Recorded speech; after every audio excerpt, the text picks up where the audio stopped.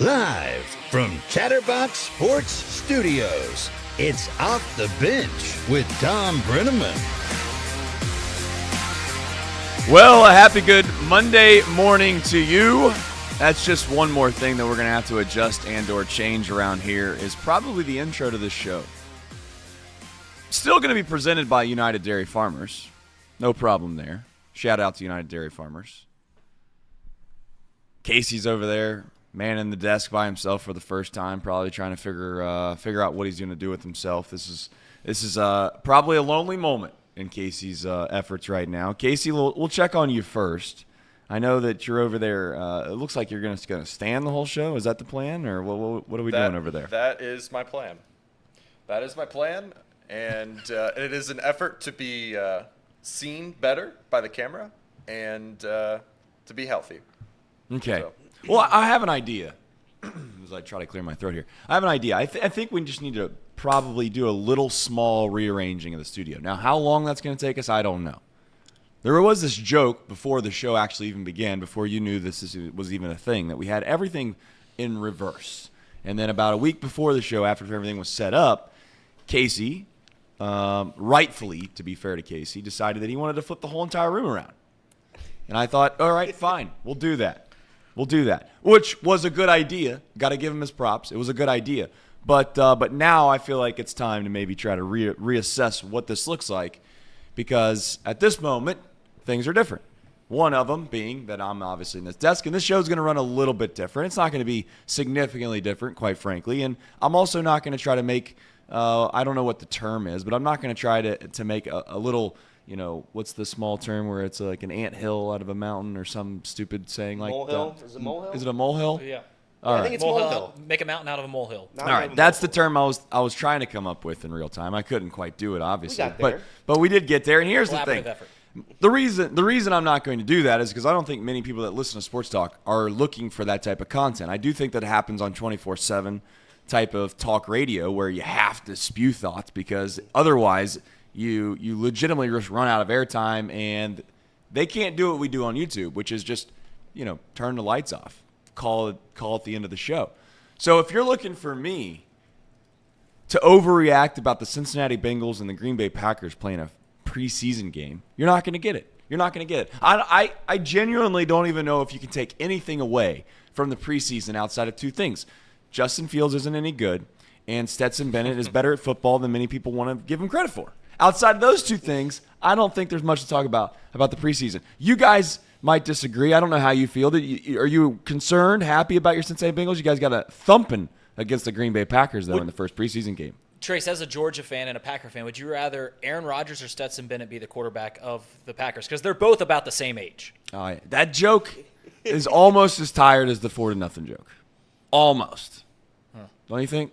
No, I like that joke. No, the thing about the preseason games, Which joke are we talking about? the age of Stetson Bennett. The first one, yeah. The thing about the preseason games is you don't care about the result. You don't care about the actual score. You don't care about who won, who lost. What you care about is seeing the rookies get a chance to play, seeing who's going to make the roster. That's what's exciting, is seeing who can play. And you saw certain players get emotional. Like Tyson Anderson had a fantastic game, and Mike Thomas was incredibly emotional, incredibly proud for Tyson Anderson. Dax Hill looked great in a role he's going to be filling. The two starting safety roles have completely opened up, and now we've got a first-round pick from the last season. His first chance to see him play this year, he makes an incredible play. So you don't overanalyze it. You don't do anything other than just watch it, get excited to see your favorite football team play again, and see, you know, it's kind of like spring training. Mm-hmm. And if a dude's playing bad, you're just like, it's preseason. It's whatever. If they're playing well, like, they look like they're in the best shape of their life. They look like they're ready to rock and roll. Yeah. Let's do it. So that's what's exciting about preseason. Well, there's not one thing I care less about than preseason NFL football. I mean, it's just a joke. If you're betting on it, if you're into that kind of thing, if you're gambling on preseason NFL football, you take the underdog every time.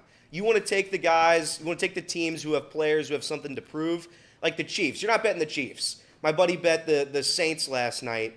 It was one of the most preposterous wins I've ever seen. The Chiefs had the ball. They were up with a minute left. They were throwing the football around. Threw an interception, and the Saints kicked a field goal at the buzzer to cover -1.5 in a preseason game. The preseason in the NFL is such a joke. I mean, it's such a joke. The Packers, this will be their only 4-game winning streak the entire year. 3-game winning streak. Sorry, yeah, you're right. They took one away. I've never cared about anything less than NFL preseason football. Nobody cares.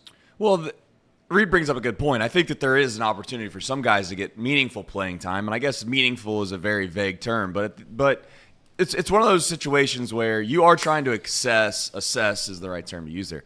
You're trying to assess what the depth looks like probably on a team of guys that are not really going to get meaningful playing time unless somebody goes down, unless there's an injury, unless, I guess, the only thing I want to harken back to a little bit here with this preseason stuff is the offensive line is something that Tom talked about at length last year of whether or not the offensive line should play or not play. I don't know if I'm there yet on that situation. I will say that I watched a little bit of that game. I didn't watch a lot because I was watching the Reds, but the line didn't look great. I seen the Jackson Carmen clips. Oh, man. Here's the thing. And I'm going to – can I defend Jackson Carmen for just a minute? Absolutely. Is sure. is it that big of a deal in one game that you guys, and I say you guys, I'm talking about the fan base as a whole, they're already like saying that he should automatically be cut from the team. Is that the situation of like DFA and Luke Weaver, which could arguably be like seen as a positive thing? Yeah. Now, I'm just trying to defend the Jackson Carmen of saying he went into Buffalo in one of the most meaningful games of the year. Played pretty well. And he has one, call it bad situation where he's at the line. I don't know if you have that clip, Casey, but maybe if you don't, no big deal. I'll pull it up real fast. He's at the line. If you haven't seen it, you're probably not been on social media at all. But he clearly just didn't know the snap count or he didn't hear the snap count. One of two things happened. He did not want to false start, I guess is what he didn't want to false start. The only thing about it is this, though. Why did he stand there so long is the only question I have. I mean, as soon as those guys get past you like 4 or 5 feet, usually the guard, they usually stand up and look to make sure like, hey, did the play start? He did not do that. Casey, run this clip of Jackson Carmen, and I'm trying to defend him the best that I can. I don't know if that's the same play that I was looking at. It's this one, right? This is the really bad one. This is the one that I was talking about. He just stands there, and I don't know at what point does he realize, there's a football play happening. Well, this happened twice because I looked up Jackson Carmen on Twitter, and the first one I found is a completely different play of the exact same thing happening.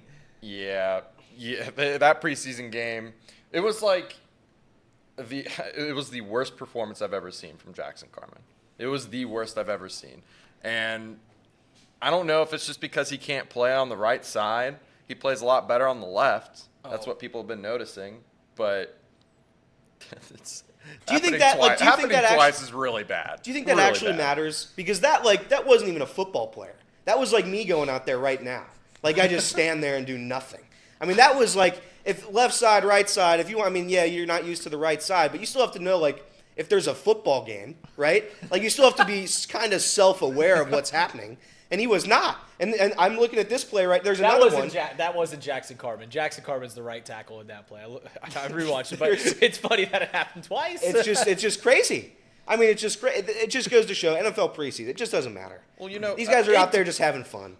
It's just fun ball. For what it's worth, Jackson Carmen has a very prominent role to fill on this team in that on an offensive line that has needed depth for a couple years now. He has the opportunity to be that depth. You know, we've seen him play well in Buffalo, seen him come up in that time, and we're losing the microphone. But you can't trust the guy. No. You can't trust the guy. And he's got such a prominent role in the team. He's not going to be a starter, but you know what he is he's the guy in baseball that's the utility player that is in the lineup almost every day because someone's banged up, so you just throw him out there. That's what Jackson Carmen has to be, and you can't trust him to be that. You just can't. Who's more valuable, Jackson Carmen or Kevin Newman? Fart Newman. Yeah. Kevin Newman needs to get off. I would like to see Jackson Carmen splits against a lefty. I'd like to see his lefty swim move his splits on that. Yeah. I mean, what's really, really bad is that, you can, react to people after they've committed the foul or the penalty, right? Offensive linemen, if you're good and you're aware, just like you were saying, they will wait until the guy starts to pass them and then react to them. Right. He didn't even do that. He just, he literally just was like, well, I'm here. I'm ready. Yeah, Not really. it's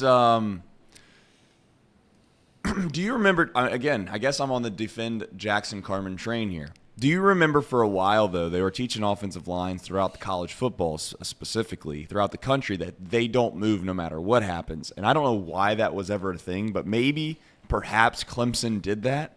And perhaps maybe that just got stuck in Jackson's brain for just a half a second. I'm just defending them for a minute here. Be careful, everybody. It's okay. My main point to all of this is I don't think it matters. I really don't. I think Jackson Carmen went into Buffalo. He played relatively well. You could say it was the snow. You could say it was luck. You could say whatever you want. But when it meant the most, Jackson Carmen played pretty well. Is it at a position that he's trying to play right now? No.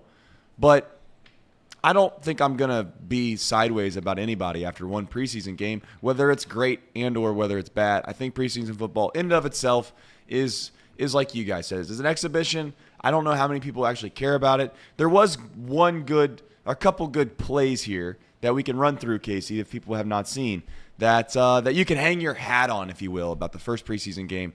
Casey is mighty proud of this one. Go ahead, Casey. Yeah, so I believe this is the one that Reed, you sent me. Yep. This is the all-22 look of the Dax Hill play. I mean, he makes a play almost on the opposite side of the field, right? I mean, yeah, run it. Watch it again. Yeah, he's on the opposite side, and the man breaks, beats his man on the corner here, and Dax comes from across the field and breaks that play up. That's a touchdown if he doesn't get there in time. It's a hell of a play from a much-needed position. Play. I mean, this is very Jesse Bates-esque, right? Mm-hmm. The single safety in the backfield, sideline play, excellent ball hawking skills from 23. And then I think here we're going to go into... But before we start talking about Tyson Anderson, about this Dax Hill play, yeah. When Tom asked the question on this show, are the Bengals better than they were a year ago, the biggest question mark there is how are they going to be at the safety position, right? Because every other position is either on plane, if not better than it was a year ago. The only position that's not is safety because, we lost the two starters. We lost Jesse Bates and Mike Hilton. Right? No, apologize. Sorry. Von Bell, my bad. Sorry, all the secondary guys. But Dax Hill, who was a first-round draft pick a year ago, we knew that he was going to fill into this role this year. I mean, he's an incredibly versatile athlete, and you saw it right there. I've got a lot of confidence in this secondary right now. That's all I'm saying. Yeah, I do too, Reed.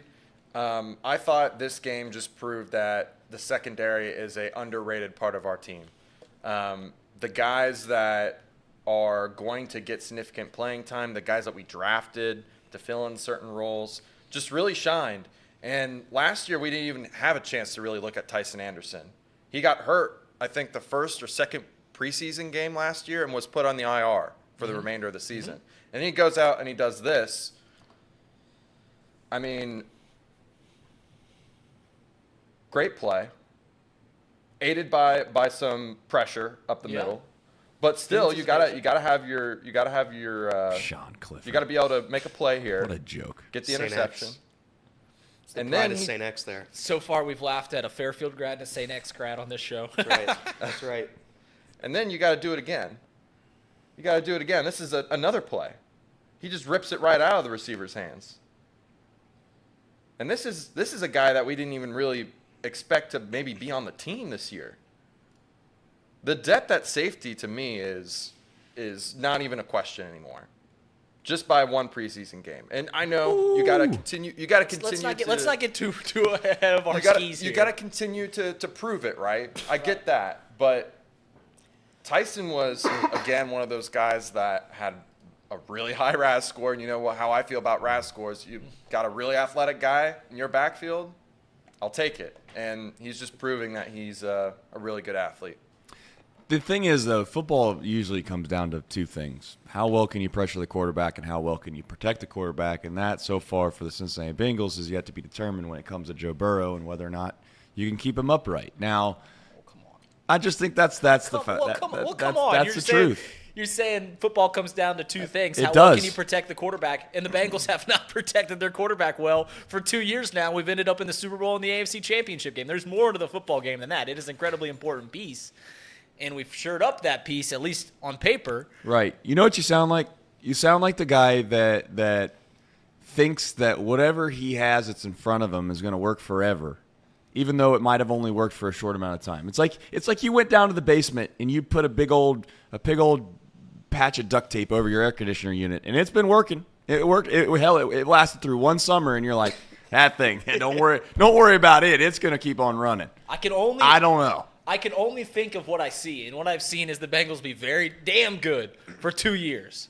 Okay, here's the only thing I'll say. And listen, we're not going to get to the semantics of this. We're going to turn into do some red stuff, do some what we saw over the weekend. We'll have some fun on this show because I don't think we should overreact at all about any of this preseason stuff. The Cincinnati Bengals have been good, and you expect them to continue to be good. Everything says they should be good. There's no reason as to why we should fret one way or the other unless somebody gets sincerely hurt and or injured during this preseason. That should be the only thing I think in our minds where we should make a big deal about it. Now, I think to Casey's point, you could say, hey, I like the way the secondary looked. I like the way the safeties looked. They're new. That's important. But no matter what happens, as long as no one gets severely injured, then it's a big nothing. You keep it moving. Now, the only other point to this would be about the Bengals is that, yes, they've had success, but I don't know if the success that they had is sustainable to a small extent in the way in which it's sustainable for, like, and again, I know I'm using the extremes here, but like the Kansas City Chiefs win in a little bit of a different way, it felt like, than the Cincinnati Bengals. The Cincinnati Bengals, for their little playoff runs, and I say little, they weren't little, they were long playoff runs, Joe Burrow had to be like, he had to be very, very good. And the defense, which is probably the term that maybe that we never give the defense enough credit. It's always Joe Burrow. And that's the truth. Every time we try to give the defensive coordinator credit, you shoot. Well, that is because players win. Yeah. I'm so tired of hearing about Armadillo when you got great players. You have unbelievable players. Now, Armadillo is probably a small piece of that. But I'm telling you right now, if Armadillo left, the Bengals would be just as good. I do think that. I do think that. We'll see. I sure hope so. Well, we'll find out at some point. hope This year, if they play relatively well, Armadillo will be gone, and we'll find out. We'll find out how good he is, how valuable he is. It's like most great defenses. When the defensive coordinator leaves, the defense stays relatively pretty good. We'll see. All right, I watched about what seemed to be way too much baseball yesterday. I don't like the idea of having to do a show on doubleheaders because if you don't watch most of the game, then you quickly realize if you try that one time and you miss 4 or 5 innings or you don't watch the game, then you inevitably miss something important, and the next thing you know, you're behind the 8 ball and you're trying to catch up, and you spend just as much time on Twitter and doing research as you would if you just watched the game. So I sat there and I watched inning after inning after inning yesterday in Pittsburgh. And I'm telling you right now, I've never said this probably before about watching sports. I've never been more depressed watching sports in my life. I just felt like I was watching the Titanic, and there was a guy just playing the violin or whatever he's playing on the side, and everything was just like, oh, is everything okay? And nothing's okay. It's just I'm watching bad baseball. That's the worst part about it. It's like the Reds were playing somebody that was definitely not as good as them, and you're watching the game, and you're just like, these two teams are terrible. They're horrible.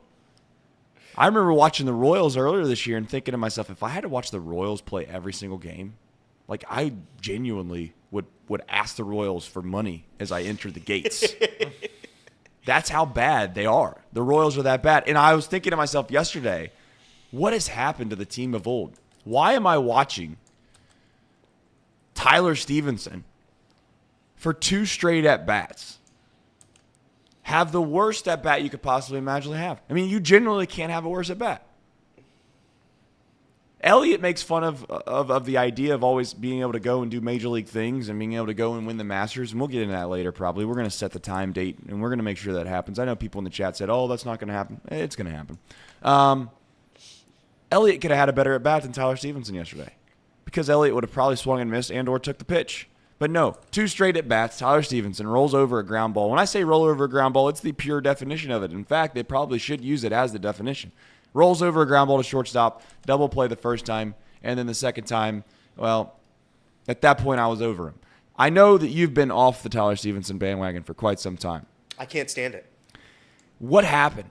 Where did we go wrong? I don't know. I mean, the only thing I can think of is that once he started playing other positions, he just lost the groove. He lost his funk.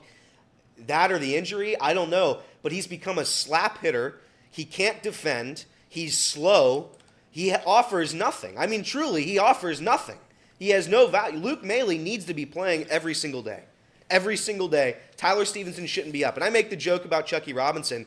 But at what point, we said Matt McLean was killing it down in AAA, right? We said Ellie was killing it down in AAA. Strand was killing it down in AAA. Why doesn't it matter? And this could be just me being naive. It could be just being unintelligent. Why is Chucky Robinson let's send Tyler down, give him a week. I don't know. Give him 3 days for all I care. Send him down, have him work on something. But Chucky Robinson's still hitting .330 down in AAA.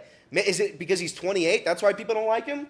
Because he had in 5 at-bats last year, he went 0 for 5? Is that Will Benson started 0 for 30 this year. And you see what he's doing. So I don't know why people are so against sending Tyler Stevenson down and bringing up Chucky Robinson. And again, maybe I don't know. Maybe I'm just naive. He's a 28-year-old guy. He hasn't proven anything. Is that why? But he can't possibly be worse than Tyler Stevenson. There's no way he can be worse. Tyler Stevenson has a negative everything. He contributes nothing. The fan base crucified Jonathan India all year, including you. Crucified him. Jose Barrero is better. Bring up Jose Barrero. He'll be better than Jonathan India. Jose Barrero hasn't proven anything in Major League Baseball either. So I don't know what you do with Tyler Stevenson other than you send him down, have him work on something, bring up Chucky Robinson for a week. If Chucky's 0 for 20, he's 0 for 20. It still can't be worse than what Tyler Stevenson's doing. Yesterday on Reds Twitter was one of the worst days on Reds Twitter, I think, of all time. I think collectively. And it wasn't just Tyler Stevenson. We'll get into the David Bell of the worlds too. So it was just an all-time bad day on Reds Twitter. All-time bad day. I was driving home from Norris, and we're streaming it on one, we're looking on Twitter on the other, and it's just like, what's going on? The fan base is broken, it's battered, and I guess that's what happens when you exceed expectations like this, and then you go right back down into a slump. But it's terrible. I mean, Tyler Stevenson, get him off my team, send him down to AAA, let him play in that summer league team that Freddie Prinze Jr. was in that movie. Let him go over there. Give him some at-bats over there, because this is terrible. Do you have Chucky Robinson's Yeah, I do. Okay, I'll tell you what I think it is. You ready for it? Yeah. Can you tell me what round Chucky Robinson was drafted in? No, I can't. All right. Well, I think it's like the 20. I think have it's his like the stats. I don't have 20 or 21st round. Yeah. Chucky Robinson's not going to get the benefit of the doubt. It sucks, but that's just part of the way it goes in professional baseball. Guys that get drafted higher, guys that are supposed to be part of the franchise, guys that have been paid money, they get as many opportunities as they possibly can. They're like the 5-star quarterbacks that go to college, right? It's like you get as many chances as you can.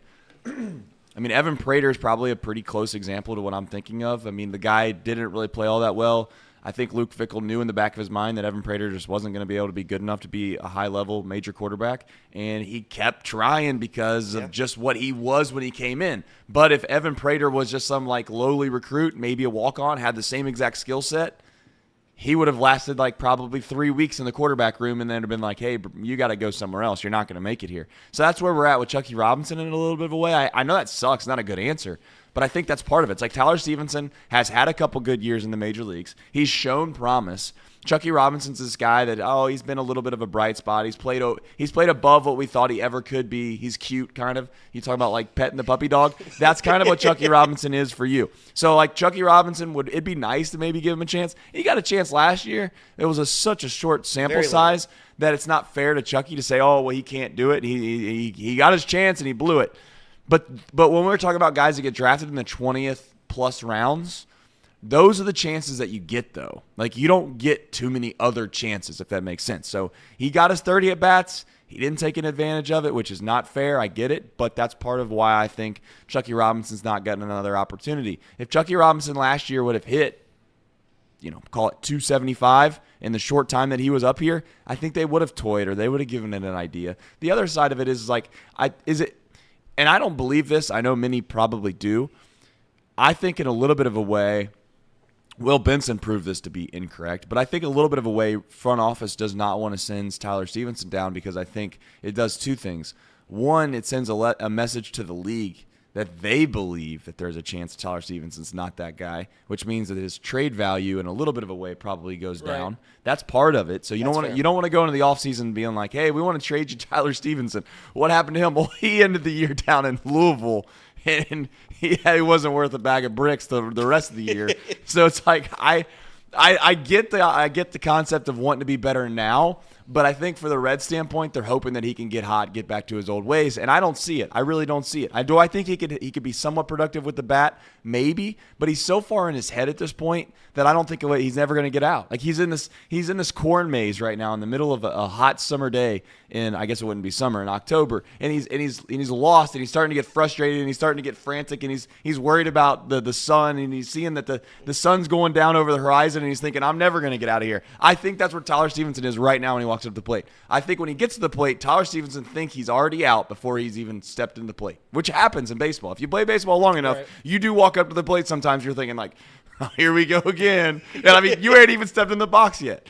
You were going to say something. Well, I was just going to say, like, everyone's hopping off the train for Tyler Stevenson, and I understand that he's been terrible this year, but he's had 1,000 major league plate appearances. 60% of them, he's looked like one of the best young catchers in the league, at least at the plate. Behind the plate has not been so great. To jump off the Tyler Stevenson bandwagon seems a little short-sighted just because he's not contributing on a team that's trying for a playoff push at the very moment. So I don't think you should necessarily be out on Tyler Stevenson because the reward of him turning into a great hitting catcher is so much greater than just saying, all right, we're done. The Tyler Stevenson experiment's failed just because one bad season. I mean, we've seen 600 at-bats of the kid, and he looked great for the past 2 seasons. So I would be weary of just letting Tyler Stevenson go. I laughed at Elliott when he was first started talking about Tyler Stevenson because he sounded like Stephen A. Smith describing Kwame Brown. Mm-hmm. He's like, he's got slow hands. He can't move. He doesn't have a post member that he can put to memory. That's what he sounded like. Well, just like at some point it's going to like, and I get this is the team of experimenting, right? We're working with these young guys. They're working on everything. So at that point, that's fair, but Tyler Stevenson's costing the Reds games.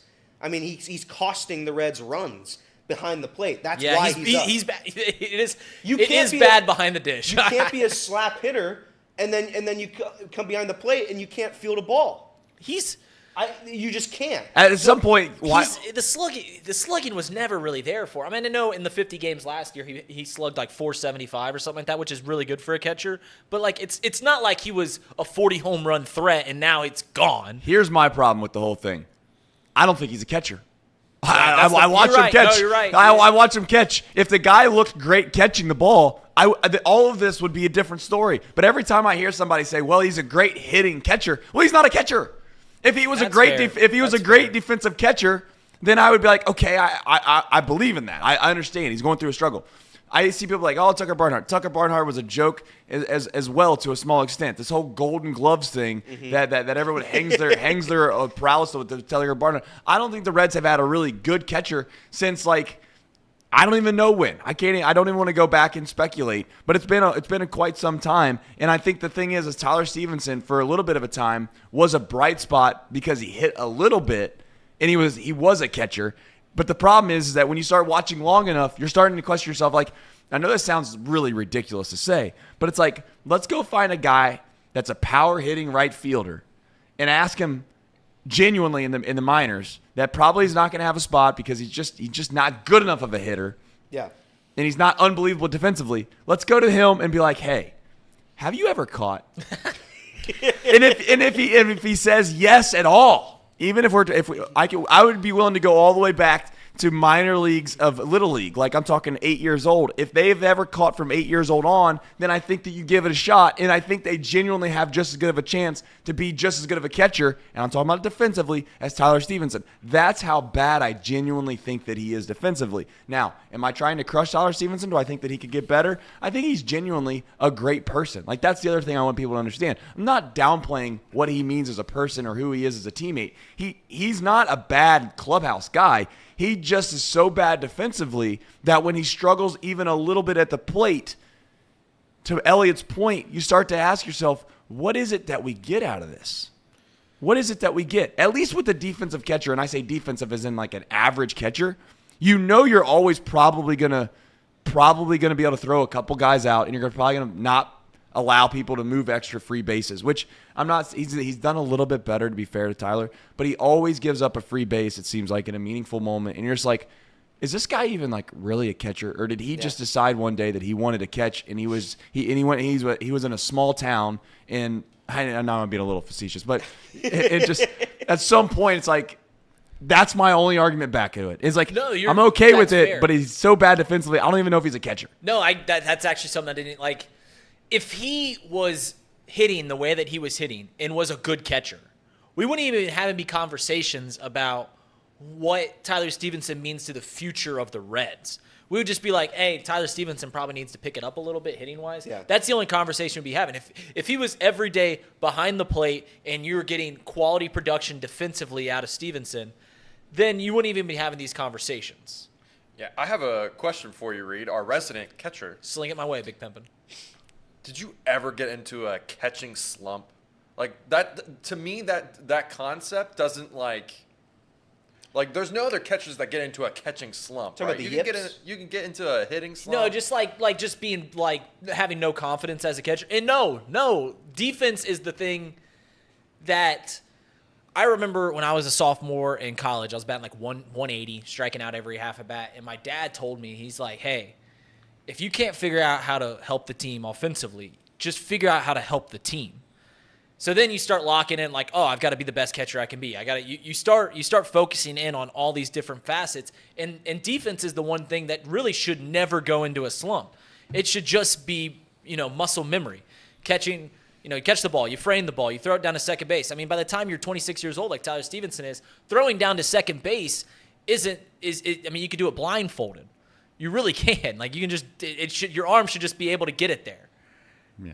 Yeah, it shouldn't, to answer your question. That's the one thing that, to stick on this point a little bit about defense, like, that's the one point I always keep making about Ellie. I get Ellie stunk it up for a little while. I get that Ellie strikes out, it seems like, every other time he comes up to the plate. But what he offers defensively, I'm not going to complain about it. Because yesterday, if you watch the game, he made a couple plays that, and I'm not saying that Matt McLean couldn't have made them, because Matt McLean is a great baseball player, and if there was one player on this team that I think that the Reds should consider extending, it'd be Matt McLean. I think he's that damn good. I think he's going to be in the majors for quite some time.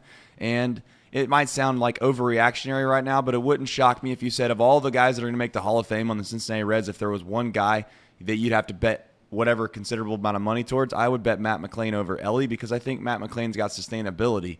And I think Ellie could be that guy. But he's more of a lottery ticket in a way for me. Ellie's got every tool in the book, but I don't know how long those tools will continue to be elite as he grows older. He's only 21, I get it, but when he's 28, 29 years old, is he going to be able to reference back to how quick he is? Matt McLean's just a good baseball player. He just is. He doesn't do anything maybe unbelievable where you're going to say, "Oh my God, that's the best play I've ever seen." But he's also, I'm not saying he doesn't ever going to make a mistake. He clearly will. But my main point is that Matt McLean, it's hard for me to say that he wouldn't make the plays that Ellie made yesterday, but Ellie made some plays that go unnoticed. He did. He made a play in a backhand play in the hole where he got the out at second base that I think essentially was like in the 8th inning. And if he would have thrown the ball away, the Reds lose. Put it that way. He made a really nice play on Andrew McCutchen. He was playing in the hole and made a diving. McCutchen lined one in the hole, and he made a really nice play, diving play. He's a great defender. Yeah. So that I don't think, in a way, could it slump a little bit? Could you get like what you said, defensively slump a little bit? Yeah, you can. I guess but it doesn't last long more times than not. And I as far as like the slump concept with Tyler Stevenson catching, I mean it doesn't last that long. You know what I'm saying? I mean, at this point, put it this way. COVID lasted not as long as Tyler Stevenson's catching slump. So I unless there's going to be some vaccines down at the stadium for some defensive slumps, I don't think that Tyler Stevenson's going to get any better. That's where I'm at on it. Can we talk about something? I tweeted out something about Ellie De La Cruz yesterday.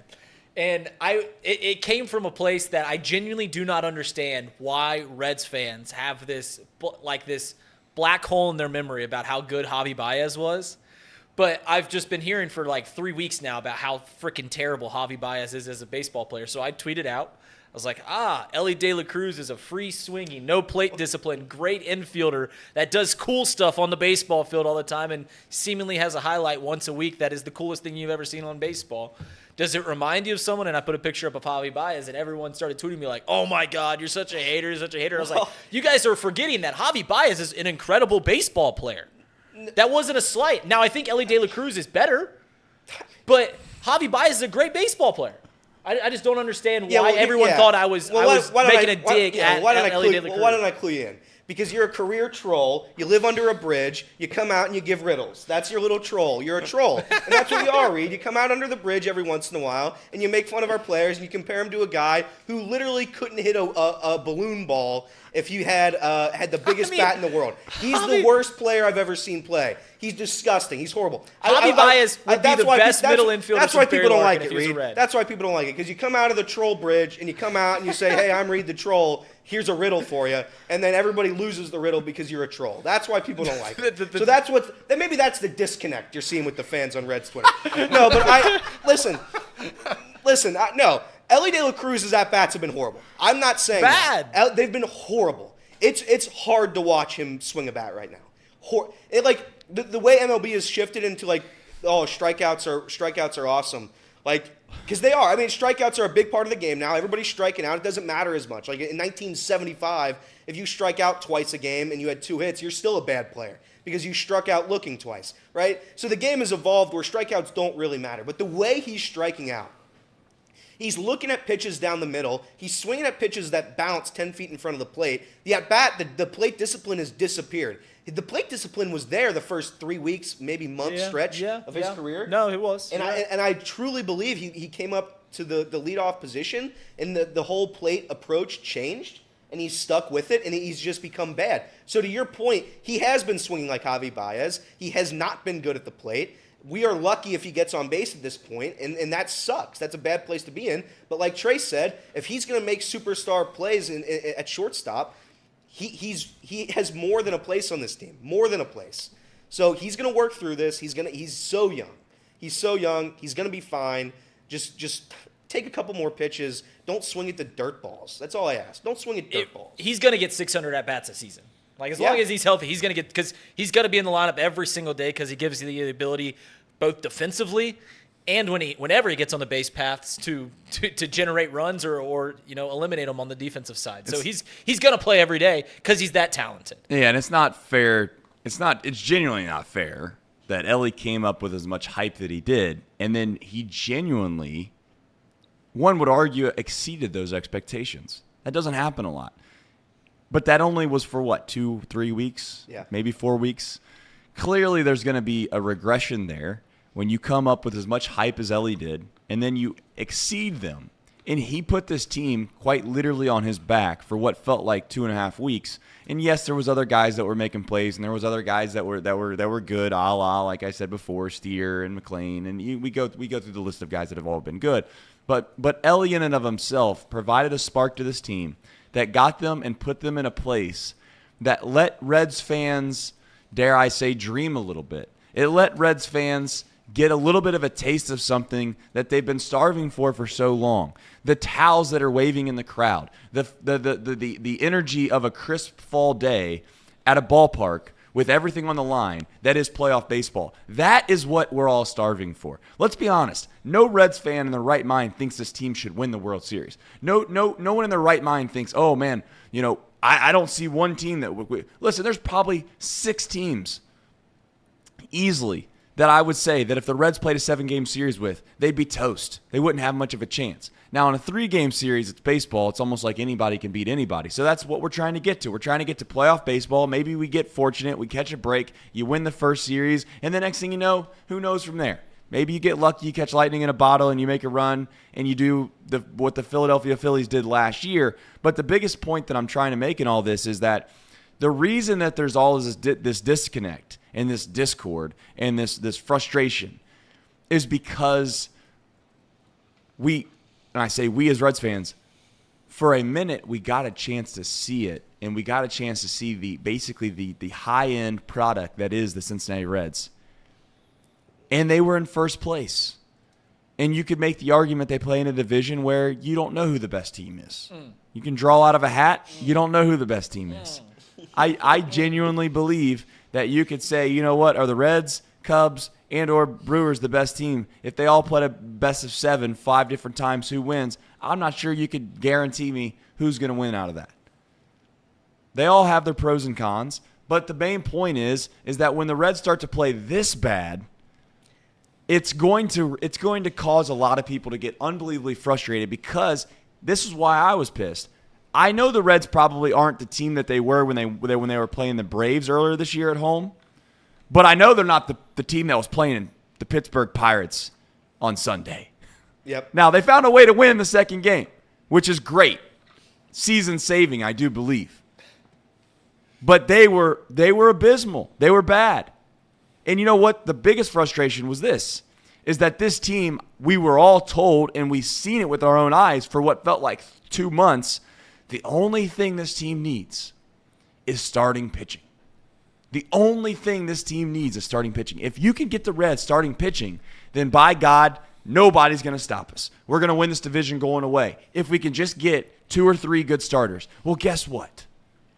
Since the All-Star break, the starting pitching's been excellent. Yeah, they might have had a hiccup 2 nights in Chicago, but outside of that, they've been unbelievable. And they still haven't been able to win, and that's probably the most frustrating part, is because the thing that we thought we had isn't there. So for people that want to get upset and mad and yell and scream about Nick Krall not going out and getting people, this, that, and the other, I want to remind everybody that the thing that he was trying to go in and get was starting pitching. That's what everybody was screaming for. Well, guess what? In a little bit of a way, starting pitching's not been the problem. It's not been the problem at all. So you can't sit here on one end and say they should have made moves, and then on the second end, realize that that's not even really the real problem in the first place. It's almost like maybe, and I'm not trying to defend Nick Krall forever. I'm not going to do that. I genuinely won't do that. If I think that he makes a bad move, I'll genuinely say it. I'm not stamping my flag into Nick Krall and saying no matter what he does, I'm going to defend to no end because that's just what my identity is. No, I could give a damn. I could give a damn whether or not you call me a Nick Krall guy or not a Nick Krall guy. What I am going to say is what I think is the truth. Nick Krall maybe, just maybe, knew that his franchise and knew his organization and knew his guys a little bit better than everyone else. He maybe thought, you know what? I just don't think we got it this year. I know that maybe I can't say that publicly. Nick Krall can't come out to the press and go to see Trent Rosecrans or Goldschmidt or whoever else, Goldsmith, and say we're probably not very good. We have 1 or 2 injuries away, and this offense is abysmal against right-handed pitching. A la Will Benson gets hurt, Jake Fraley gets hurt, Jonathan India. Again, I know I crushed him, but if Jonathan India goes down, there's a little bit of a what we would call paper-thin depth to this team. And that's okay because they're all young. I put out a tweet yesterday, and I said the brightest spots of this team are, and I'm going to try to do this live. I probably will miss somebody. The brightest spots on this team are McLean, number 1 for me, Andrew Abbott, I would say Diaz, who we have team control over for quite some time. After Diaz, I would say maybe Spencer Steer. After Spencer Steer, I'd say maybe Will Benson. Baseball. You could argue Will Benson's ahead of Spencer Steer, but Spencer Steer's been doing it for so long that it's I don't know. Whatever. That doesn't matter. TJ Friedel's been good. I know I'm going to miss people. I haven't even brought up Ellie. I've not even brought up Ellie.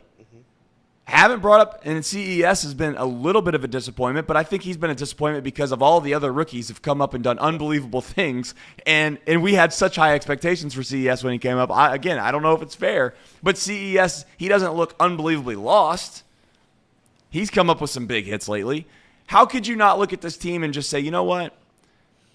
For all the things that we were hoping for at the beginning of the year, and I'm not trying to change expectations, I'm just trying to be real. I'm trying to be somewhat realistic about this. You have to be thrilled to death as a Reds fan of what this franchise looks like now versus what it could have looked like. If Matt McLean came up and wasn't great. If Ellie came up and looked lost, which at times he does. if Andrew Abbott never existed? These guys, we didn't even know. I mean, outside of Nick Kirby, many of us had no clue who many of these guys were. Yep. They all came up and they've all looked great. So I'm not going to, again, I'm not going to be this like, oh, Trace has a loser's mentality of saying, oh, everything's great no matter what. I'm just trying to be honest, trying to look at it from a 30,000 feet view above, and I'm very thankful about where the Reds are in retrospect of what they could be about the franchise moving forward. If this team doesn't win, and I say win as in win the division and or make the playoffs, next year is a strong term. I'd say next year is fair to say that maybe they should be right around the playoffs. But if in 2 years this team isn't doing what we all think they should be doing, which is winning divisions and or getting the wild card and winning a playoff series, then I will call it a failure. But I'm not doing that right now by saying they didn't go out and get guys because, and I get why people do that because they wanted the cake. Like they got a little bit of a taste of the cake, about a month ago, and everyone was screaming to the moon because they wanted the whole cake. And the reality is I don't know if it was ever going to be available regardless because I don't know if we're that good this year. I don't know. Am I being too passive in saying that? No, you look back at the beginning of the season, I thought it was going to be a train wreck. So did everybody, I would say. But everybody didn't realize the rookies would come up and they'd play to major league caliber baseball. I mean, the rookies have come up and they've dominated the league. It's obviously slowed down now, but they did for a month stretch. So, no, I think that's correct. And I don't know what the Reds, during the trade deadline, and again, I get people wanting to compete, right? If you go out and get a couple guys, I get that rationale. I get wanting to win now if you have the opportunity, which the Reds certainly do. The Reds still do have a chance to win this division. But does getting a starting pitcher at the deadline fix the issues of this team? They gave up 400 runs in Chicago. They had 10 errors that week. That doesn't fix anything. The bullpen, and again, I hate to keep bashing on the bullpen. They've played great all year. I still think this bullpen is terrible. Buck Farmer is not a good pitcher. Fernando Cruz is not a good pitcher. Daniel Duarte is not a good pitcher. Lucas Sims, not a good pitcher. You go down the line, they've pitched well. But it doesn't mean these guys are great. Derek Law, bases loaded, 2 outs. You want Derek Law pitching? You want Derek Law to come in and get you a good out there? No, you don't. Alex Young, I love the guy. I love Alex Young. In a high pressure situation, you want Alex Young in there, bases loaded, 2 outs? No, you don't trust him. I trust Alexis Diaz. That's it. And I hate to say it, I kind of trust Ian Jabot. Yes! I hate to say it, I kind of The crumpets are getting to you. Pride of Great Britain, I kind of trust him. But there are so many issues with this team. And again, I still think they're good enough to win the division. I do. But one starting pitcher at the deadline doesn't fix anything. 2 starting pitchers at the deadline doesn't fix anything. I think there is going to be an overhaul this offseason. They're going to try to win during the next season here, right? That's when we're going to go. If they don't go, I could be proven wrong. Because fans are right. Ownership in Cincinnati hasn't cared. I mean, since 2000, they're the only major league franchise without a playoff series advancement. They're the only franchise. Since 95. Horrible. 1995. Horrible. It's embarrassing. So, yeah, I kind of understand the rationale, but at the same time, one starting pitcher at Michael Lorenzen doesn't fix this. And I know people think, oh, the Reds definitely just went into the garbage can and said, let me find, what is that, Sam Moll? Sure, we'll bring him to the team. And no, that's no disrespect to Sam Moll. It's kind of a little bit of disrespect. But it's like they did kind of half-ass it, but they got a left-handed reliever, which is what all I asked for. They got it. And that's fine. I don't think one starting pitcher, Justin Verlander doesn't save this team. Michael Lorenzen doesn't save this team. Both of them don't save this team because you still have Kevin Newman throwing away balls at second base. You have Nick Senzel letting balls roll through his legs at third base. You have an outfield and Stuart Fairchild letting balls hit the ivy when he was right in his glove. No Stewie disrespect today. No Stuart disrespect. Sorry, I forgot about that. Not today. But this team is still far away enough to a point where if you're at the deadline, teams know you're desperate. The asking price is high. Why are you risking everything for a team that needs a lot of help? Not just a little help, they need a lot of help. And I don't think fans in Cincinnati are ready to hear that, but it's okay. This was a 64 predicted win team. 64, Trace. Yeah, 64. And the thing that when we entered the season, Yes. the one reason as to why people were taking the over, might I remind you, was because they had this big 3. They had the big 3. Hunter Green, Nick Lodolo, and Graham Ashcraft. That was the reason as to why you thought you might take the over. Well, let me tell you. If I told you what the truth is about Nick Lodolo, Hunter Green, and Graham Ashcraft, you would have thought this team might have won 50 games. So the idea of what we have versus what we could have it is a positive outlook on things. You know what it's not a positive outlook, and I don't know if you got a chance to see this sticking in Major League Baseball. I don't really want to get into too much of the weeds of this thing because I think it's obviously very serious. It can get relatively heavy. And I don't really want to do that on this show all that much because I think many people probably come here to have fun and laugh and listen to Elliot have ridiculous takes. Is that I could only imagine being the marketing team yesterday for the Tampa Bay Rays. If you did not see it, Wander Franco, he's in a little bit of what we would call a hot mess. There is social media swirling that he had a relationship with a minor, an inappropriate relationship, I might add.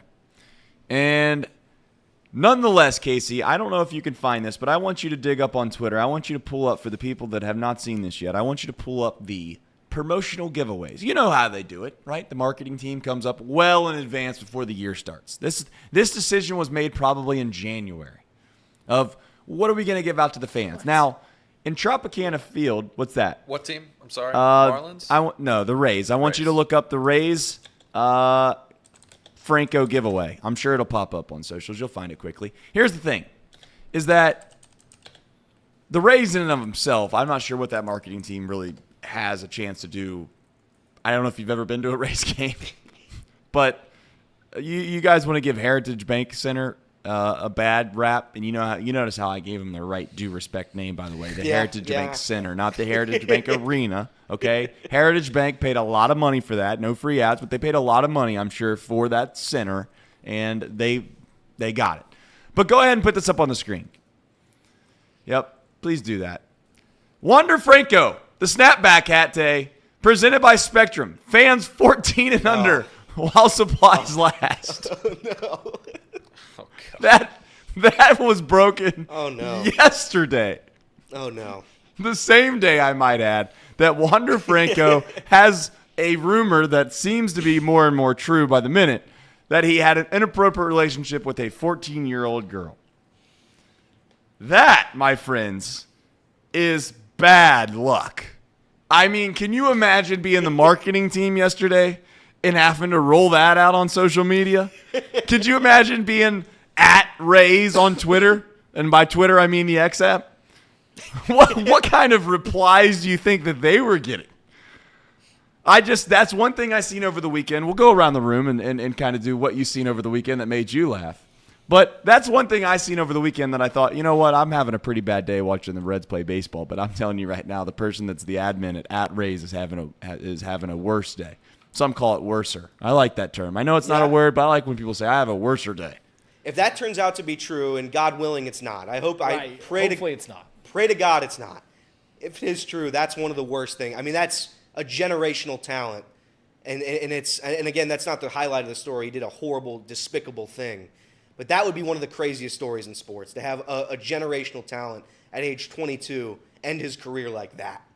That's brutal. Yeah, So, I'm interested to see what comes out, because no like national beat writer has come out. Like, they're kind of beating around the bush of this story.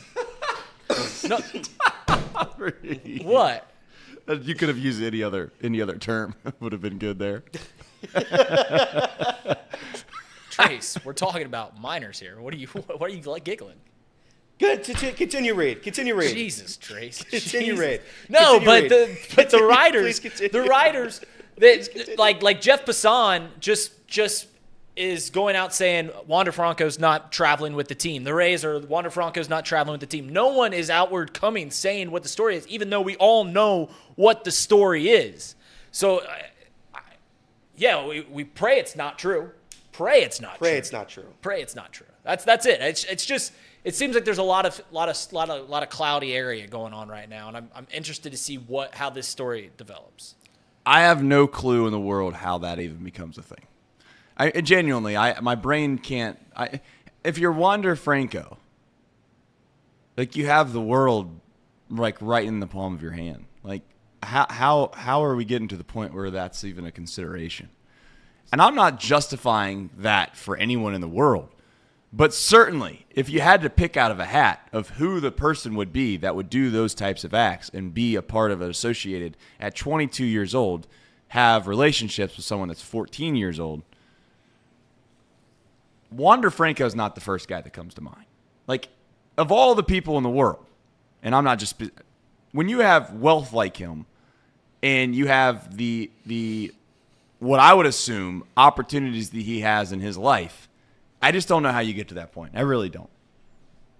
I genuinely that almost goes to show you that it's a sincere, like, psychological issue more than just an opportunity issue, if that makes sense. Because I think sometimes, and not to get into the weeds of this because I don't know if it's really appropriate for the show, but it's almost like you assume sometimes that the only reason that some people do that is because that's the best they can do is to prey on young people.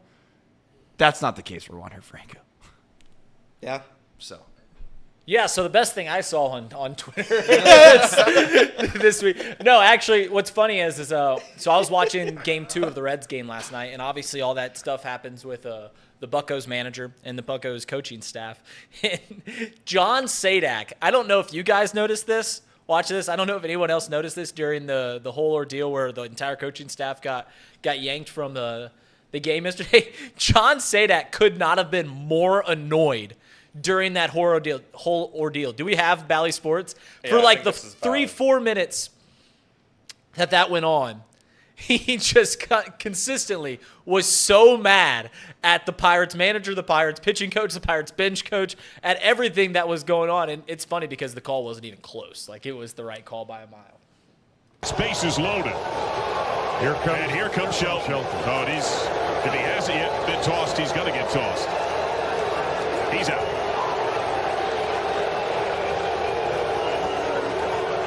And some more members of the coaching staff might go too. It is an animated scene in the dugout and up the steps.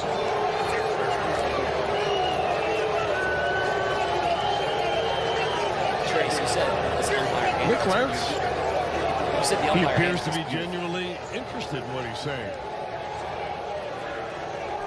But he's yeah, probably heard it all of all the things that you watch in this clip, my favorite thing is the umpire. And he'll I hear it think again. that's what they should teach in umpiring school. Like, he's just stood there the whole time. Okay, yep. You ever done that to somebody? We've all done that to somebody, right? Like, you're just getting argued with. Maybe it was your parents when you were a teenager, and you're just looking at them. Oh, okay, yep. All right, noted. Nice. Yep, I heard you. I'll take care of that next time. Got an ERA near 10. My favorite thing is the very last thing he says to him, 27 guys. and he just I drops think it. that Nick Okay. Lentz is making the face that you make when you get pulled over and you've been going about 15 miles over the speed limit and you're not really sure what else to say, so you just nod your head yes. And he's getting another Then you taste. got the bench coach Don Kelly, the bench coach, is out. who gets thrown out of the game because of somebody else. Because I think Lentz had already pointed in the dugout and had tossed Kelly, and that was part of why Shelton came up the steps. And he's figuring, well, if I'm already ejected. So I have a funny little story to tell that I didn't really even tell these guys for the show that I just thought of when I was watching that clip. So there was a time where I had to run around summer baseball forever because my my stepdad coached pretty much baseball every summer of my life, and I would run around like a little youngster would and be the bat boy at times. And then when I was tired of being the bat boy, I would just go to the concession stand, sit in the stands, and things like that. Well, one of the games that I was being a bat boy, there was a guy that sat on the bench that was I don't really know what to call him. I guess we'll just call him like a team manager, somebody that just wanted to hang around the dugout when they, I say we as in like when they played home games. Well, there was a game where the guy that sat in the corner, team manager, was chirping the umpire. And next thing you know, the umpire turns around, looks over, and he throws my stepdad out of the game. Same idea as what just happened. He's not the one that actually said anything. It was the team manager in the corner. Now, I want you to imagine how terribly the team manager guy probably felt because he just got the head coach thrown out of the game when he's there just to hang out in the dugout. For lack of a better term, he's there just to hang out in the dugout, has no meaning to the team. Just got the manager, the head coach, thrown out of the game. So You can imagine the I guess what would you call it? The anxiety that existed in the dugout for that guy. Never in my life have I seen a guy, because John Sadak said, hey, man, when you get thrown out, you're not coming back in. Well, not so fast in summer baseball, because what happened next was hilarious. The team manager guy walked to the edge of the dugout and said, I said it, I said it, I said it. And the umpire looked at him, and he said, you said it? And he said, yeah, I said it. Which is what happened yesterday in the game. One of those guys, I don't know if it was a starting pitcher or somebody from the Pirates came to the edge of the dugout and said, I'm the one that said it, even though it wasn't the bench coach. Yeah. He said, I said it. Well, it doesn't matter in Major League Baseball. They don't do the reverse-a-roo. They did the reverse-a-roo in summer baseball of 2000 and something, because he said, in the best line I've ever heard in my life from an umpire, he said, all right, you're back in, you're out of here. and that actually happened right in front of my face when I was a bat boy. And I to this day, of all the things that have happened on the baseball diamond in my life, I vividly remember that moment, because it was like he looked right at that guy and said, you said it? And he said, yeah, I said it. He said, all right, you're out of here, you're back in. And just like that, everything was fixed. It's like, I know they can't do that in Major League Baseball, but it seemed like that was probably the appropriate play, because the bench coach, who you gotta have a little bit of feeling for, a little bit, right? This bench coach has probably been waiting for his day to get a chance to manage in the big leagues, right? He gets his chance. The manager gets thrown out, and the next thing you know, some bastard standing just to his left or right gets him thrown out of the game, and he's so mad because he got a chance to manage in the big leagues. He went out and argued that it wasn't him for like 5 minutes. So long for John to say, well, what are we doing here, man? You got to go. That was maybe my best line of the night for John Sadak. But, yeah. Did you ever throw anybody? You used to umpire games. I never threw one guy out, and I did it on purpose. You threw one guy out and you did it on purpose? No. I never threw a guy out. Oh. I think as long as you keep it relatively, not incredibly disrespectful, I don't mind people chirping me. I don't mind it. I think that it's an okay thing. In fact, there was one day where I'd give it back to people. I would. And I mean, that's obviously a little bit of my personality, but I would give it back to them sometimes. They would come out and they'd argue balls and strikes or whatever, and in between innings, I'd walk over and I'd say, how sure are you that you think that that's a ball and I don't think it's a ball? I mean, who do you think has a better view? And, sometimes you do miss calls. I mean, I'm sure you've had umpires that tell you. I would immediately tell a catcher or the hitter if I missed a call about a half a second after I missed it, because you just know you either get frozen sometimes, or you make a quick instinct decision that you just instantly regret.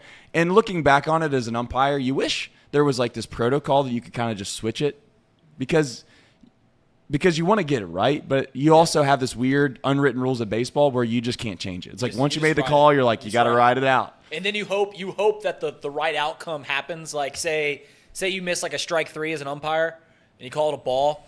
Yep. And then you're just like, man, I messed that up. Now all you're praying is that you get a chance to ring this guy up again, or he gets out in some way that doesn't hurt anything. That's the only thing you're hoping for. And then if they puts a ball in the gap, you're just like, shit, I messed that one. Yep. Yeah, no, there's no doubt about it. That is a very, very true thing when you're umpiring. There are times where, and I'd like to think that I didn't miss many, of course, like most, but that's one thing that if I have a chance to maybe do that again in my life. You liked it? I did like it. I thought I was very good at it. Obviously everyone thinks that. I genuinely think that I was really good at that. You umped a lot of my games. I don't remember if you were good or bad. So yeah. Well, if you don't remember, you know what they say about people you don't remember. Yeah. Right. That means you're a good umpire. What was your call? What was your strike 3 call? Were you an arrow guy? Yeah, I did. I threw it up and then pulled it back. Yeah. All right. I did, but I didn't make a big scene about it. The only thing that I remember vividly that I did that I thought was funny when I umpired was this. There was again, summer baseball. You have teams in summer baseball that there are some teams that have what I would call a good program, and then there's some teams that get put together really quickly, probably, I would assume, throughout a summer, and the next thing you know, you got a bunch of guys that probably don't really play baseball a lot that decided they wanted to play baseball, and you have a head coach that doesn't really know a lot about baseball.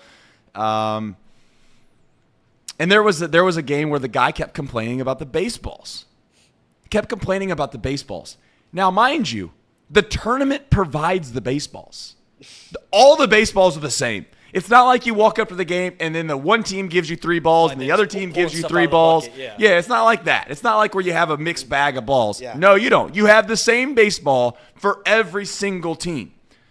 So the guy's coming out. He's like, these balls, they're mushy. And I remember looking at the guy. They were getting their tails kicked in. I remember looking at the guy. Funniest thing I've ever said. I looked at him and I said, they might be mushy because you're losing 17-1. Which is not a nice thing to say in the moment. And at that point, I pissed that guy off so bad that I left him in the game. He tried to get thrown out. He argued every single thing in the world. And then he was walking down there and he asked me something like he said something along the lines of, you can't be this bad. I said, listen, man, if you're trying to get thrown out, just know you're not going to get thrown out. If you have to be miserable in this sun, you're going to be miserable with me. And I left it at that, and he went back to his dugout, and that was the end of that. So, I don't know. I genuinely do wish, I know people think that I'm crazy for saying this, and I think maybe if there's anything in life that would happen, if we can get, and I say big enough at Chatterbox, but if we can get big enough at Chatterbox to be able to go do stupid things that people want us to go do, I would love to go to a minor league and or a spring training. Minor league can't be because it's too serious, but a spring training game, and let me just call I always want to call 2 innings behind the plate. I want to see what I get on the box. I want to know how good I am. And I'd be venture to say that it would be better than people would expect. What's crazy about umpires is like I remember being in college. I played at a bad D3 school, and the umpires we would have would run the gamut of so many different levels. Like the umpires we had down in Florida would not only do D3 games, they'd be doing like Big Ten games, and they'd be doing minor league games. And it's just crazy that the leagues run the gamut that far. Like you're just an umpire and you're just like, you wake up and you're like, oh, I've got Alabama versus LSU today, and then I've got Bluffton versus Mount St. Joe's tomorrow. Like it's that is very true. It's crazy how that happens for umpires. That is true. Mr. Mo's asking the question, why I never understood the term blue as offensive. I don't think blue is offensive. I think that's just the term that's been used for umpires. I don't think it's offensive. Call it blue. Yeah, it's a blue. And it's just because the blue shirt that they wear. Well, my college coach would yell at us if we called them blue. He's like, because they would wear black. And he's like, why are you calling them blue? They're wearing black. And I was just like, all right, sorry, sir. So we had to call him sir. And I was just like, James, come on. Jimmy, what are we doing here? I call every referee blue. In basketball, football, it doesn't matter the sport. I just call them blue. Every single sport, I call them blue. Which sport do you think is the worst referees? Objectively, umpires, referees, officials, whatever you want to call it. I still think at this point, MLB home plate umpires are still the worst. Well, they do the most. Yeah, they do the most. They do the most. Like, yeah, we're going to change your mind on that. I don't believe that's the case. Okay. I think it's the hardest. There's no doubt about that. NFL's the hardest. What? Yeah, it is. There's like 11. There's like 11 of them out there. They got like one got responsibility. One job each. There's so much going on though. The NFL's the hardest. NBA, you could argue NBA is the worst. Yeah, not a lot going on there. But MLB, I would say college basketball has the worst. College basketball has the worst. Has the worst by a mile. But that guy that does the high knees, he's electric. No, but I think no, he's not. Oh, Angel baby. Hernandez missed 20 calls in that Yankees game this weekend. 20. He missed 20 The calls. job's the hardest, right? Like it'd be like saying professional baseball players are the worst at their jobs because they succeed the least. It's the hardest sport to call. All right, yeah. That's fair. Yeah, it is the hardest. That's the one thing that I always think that the strike zone, if there's been one invention that's made the viewership of baseball a little bit better, but also has made it to where it's made it different. It's made it to where everybody just wants to argue balls and strikes all the time because they have that square in the damn zone. And I genuinely don't believe that square is accurate. Like I don't think that it is. If you look at it before the hitter steps in, or I guess after the hitter steps in, and you analyze where the actual lines are in relation to kind of like right below the letters, right, or the belly button, yeah, whatever zone you want to go off of, to just below the shallow of the knees, they're off. Like yesterday, there was a Pirates hitter that came up there, and the top of the zone was literally the guy's belt buckle, and I'm like, I just don't think that that's actually where it should be. Now, I do think StatCast is accurate. I do think that like the actual real, I just don't think the TV setup is perfect yet, which makes you, when every time you see a meaningful 2-2 pitch or a 2-1 pitch, miss by this much on the outside corner, it's like we're talking fractions of an inch here. Yeah. You see it. I think they got ejected. It was Luke Maley who was the batter Luke Maley's strike zone is crazy. It's because he stands up straight. He's a big guy in general. He stands up straight. So that zone, the top of that zone's at the belt buckle. It's right above the belt buckle for Luke Maley because how he sets up at the plate. So what we're seeing is not accurate. I think some of the worst calls this season on the Reds have been against Luke Maley only because we think it's like 4 inches above the zone. It's not. It's in his zone, but the TV box is so far down because of where he's standing. Yeah. So that point is correct. The TV strike zone is not accurate. Yeah, the strike zone's kind of a vague thing anyway. Like, it has a letter of the law, but it's kind of a thing that you can't imagine an actual zone. You just kind of got to be there, right? Like, to actually personify the zone. And the computer does the best job it can. But you're right. I'm with you guys. It's not perfect by any stretch of the imagination. And I think that the biggest thing that most people ask for, you hear it across officiating all the time, is what? You want it to be consistent. I think that if a guy misses a pitch, and he can't be missing pitches by 6 inches, but if he misses a pitch by 1 inch all game long on the outside corner, the inside corner, whatever term you want to use, or up or down, I'm okay with living with that. I genuinely am. As long as it's consistent, as long as it's like, hey, he's been given this pitch all game long, then I think that's just, again, that's part of what we've come to understand with baseball. Do I think it should be like, again, 6 inches down, a strike? He's been consistently calling that a strike all day long. Yeah. No. At that point, you're losing the integrity of the game because it's just impossible to hit certain pitches. Yeah. But I think that we're way too hard on umpires. I really do. I think that they're actually really, really good. It's just that we get to see every single pitch, and there's a little there's a little dot that comes after every pitch that lets us know whether we think that they called it right or wrong. And I don't know if that's always true anyways. I really don't know if it's true. I'd like to see maybe if there's and I know no one's done this, but I'd like to see the percentage of the time where the TV broadcast strike zone matches up with what actually StatCast has. Yeah. I know that's not a thing because who in the hell is going to take their time to figure that out? What's the point? What's the point? You come out at the end of the year and you're like, well, 20% of the time the TV broadcast was off. You just spent like 175 hours worth of work, and then every single person collectively is going to be like, oh, that's interesting for about 2.5 seconds, and then they're going to move on. Well, it's so much easier to get angry about stuff where you don't actually know the answers, or you don't want to find out the answers. So that's why people don't. It's just easier to get mad. It's just easier to get mad. Is there a worse baseball take than when like certain guys will go like, it doesn't matter how the catcher catches the ball or frames the ball. It's where, because technically they're right. Like what the catcher does should have no determination on whether a pitch is a ball or a strike.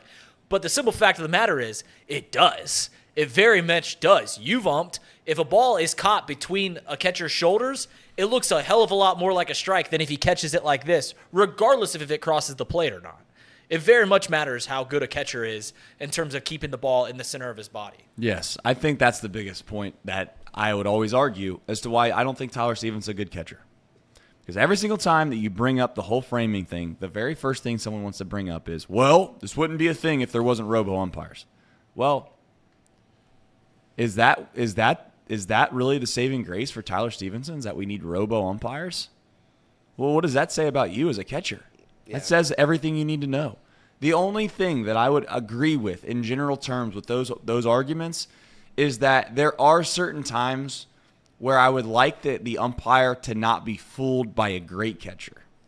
I can live with the idea of missing a strike every so often because the catcher's just all over the place back there. Mm-hmm. The one thing that I don't believe in, at least that I didn't have, I don't make it sound like I never had a problem, but like the one thing that I don't feel like I ever really got fooled on a ton is pitches that were significantly out of the zone that guys would try to like bring back or frame. The arm stuff that catchers do doesn't. I really don't think the arm stuff. Maybe at the bottom of the zone when you could like flick your wrist up a little bit just to show the bottom line. But like when they're doing this stuff and this stuff, that don't mean shit. It's all about being able to sway and keep the ball in the center of your body and not having to reach across. Correct. You present it as the pitch not being nearly as far out or far in as it looks or appears because you're just smooth enough to be able to slightly go over and catch the ball in the middle of your zone. The one thing that I do remember, at least in my mind as umpires, that I've also brought up with Tyler Stevenson is it's really tough to umpire behind a big catcher. It really is. Like, and sometimes big catchers have the ability to kind of, and I say big as in not 6'5", like Tyler Stevenson, but like wider guy. Yeah. They have the ability to get low and be smooth enough to not really like get in your way, to where Tyler Stevenson feels like he's just clanky back there. He just looks clanky, looks really big, and it's like, watch the Pirates catcher, which I know that's not fair because the Pirates catcher is really, really good. But even Luke Maley is a bigger guy. Yeah. We watch the game. He's so much more calm, cool, and collected back there and smooth. And I do think, to be fair to Tyler, I think he's gotten better. I just think at 26 years old, you are who you are. You're not changing your stripes. Correct. Do we think that – so I think we're all in agreement that at some point robo-umps are coming to major leagues. Is that going to take away the art of the defensive catcher in terms of like you don't like the guys that frame the ball, it won't be needed anymore. You still got to call the game. And I guess the pitchers call the game now, right? The pitchers call Some their of own them game. do. Do you like that? Do you like that? I always told pitchers when I caught. So there are certain catchers that are like, I call the game and stuff like that. I always told the pitchers that I want you to be confident in what you're going to throw. So if I call something, even though I think it's wrong, if you immediately go like, I don't want to throw that here. If I force you to throw that pitch, it's going to be a bad pitch. Right. So I want you, like, I'm just the suggestion box. Like, here, I'll throw a curveball here. Okay, that sounds good. I'll throw the curveball. Slider here. I don't want to throw a slider. Shake me off. But so I don't care either way. But I'm serious. When robo-umps come, are we going to stop putting a premium on defensive catchers? I still don't think it's going to go away because, like you said, the instinct is already there. You're going to do it the way you've been doing it for 20 years. 15 years, right? But the thing is you don't need to anymore. Yeah, but I don't think that stops anybody from doing it, right? I don't think that's going to stop a good defensive catcher from still doing it. Well, I'm just saying, I'm not. You're he's right. He's saying, does it matter? Like as a team, should you value it? Right, I would like say Tyler that it Stevenson doesn't matter as much. But the only problem with Tyler Stevenson is the pass balls. Like at some point, defensive catching still requires you to not let guys get free 90, as in free 90 being 90 feet, free bag. Yes. He does that far too often, and then you got to be able to throw guys out. I mean, at a decent clip, you know. Are you just going to start having guys with cannons behind there, and you just tell them like, "Hey, we need a big guy with a cannon." Yeah, like a right fielder that may have never caught before. Right, like literally just say like, "Hey, just stand in front of the ball. If it goes in the dirt, get to your knees. Just put your body in front of it, and when a dude starts running on you, we need you to throw it like hell." But the art of calling games, the art of dealing with pitchers, the art of framing pitches. That might go the way. It might go out of the game. Yeah, it could. It could. What else do we see from this weekend? Well, I'll tell you what. What? You talk about like umpires getting a bad rap. Is there the manager in baseball? I feel like that job gets the worst rap I've ever seen. Maybe just because we're in Cincinnati and David Bell just gets beaten down every night.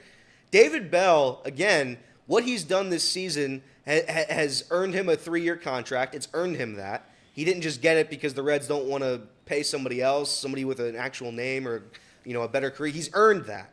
He's earned it, right? What he has implemented with this team, how he's dealt with the bullpen, how he's figured out platooning guys, what he's done has put the Reds in a position to win the NL Central. Last night, or yesterday, all of yesterday, that there was a doubleheader, David Bell got the worst spite I've ever seen David Bell get and as my time as a Reds fan.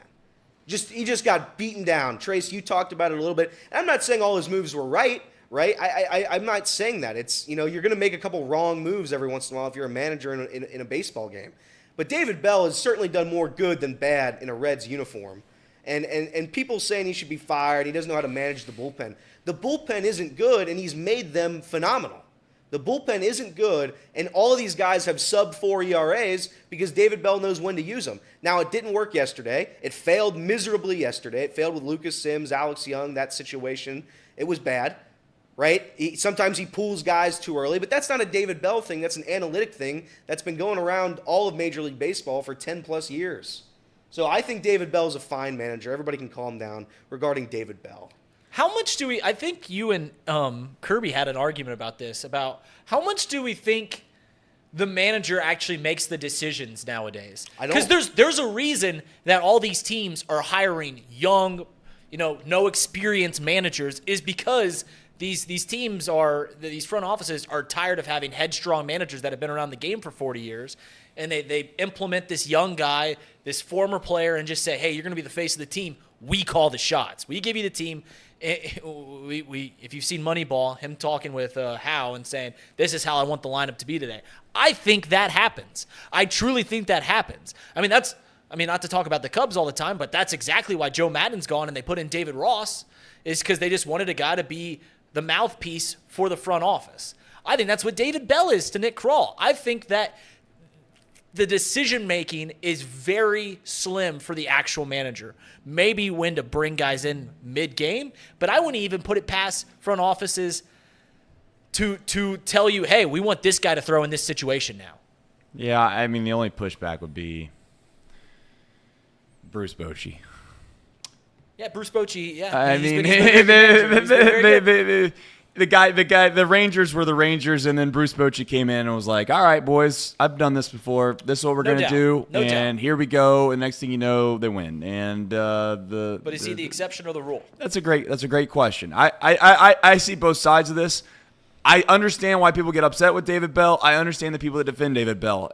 I think that people are going to go crazy when you say that David Bell's done more good than bad as a Reds manager. He has. I understand the point of it. The only other side of it is that you'd like to think that if it's just merely a spreadsheet and it's just a statistical decision every single time, then it does make the manager's role a little less what seems useful. The only thing that you could argue to that counter that point would be the role of the manager in their job has shifted from X's and O's to just managing and trying to create a culture within a clubhouse, and that's more or less your job. Not so much, hey, you need to bring this guy in, move that guy, do this, do that. So if it's just merely, hey, if this situation arises, we're doing this every time. I don't give a damn whether or not you think this guy looks good, whether you think that you know something better than that person. We don't care. Our nature of what we do here is statistical driven. You're going to bring in the lefty to face the lefty. You're going to bring in this righty if he's got bad splits against righties.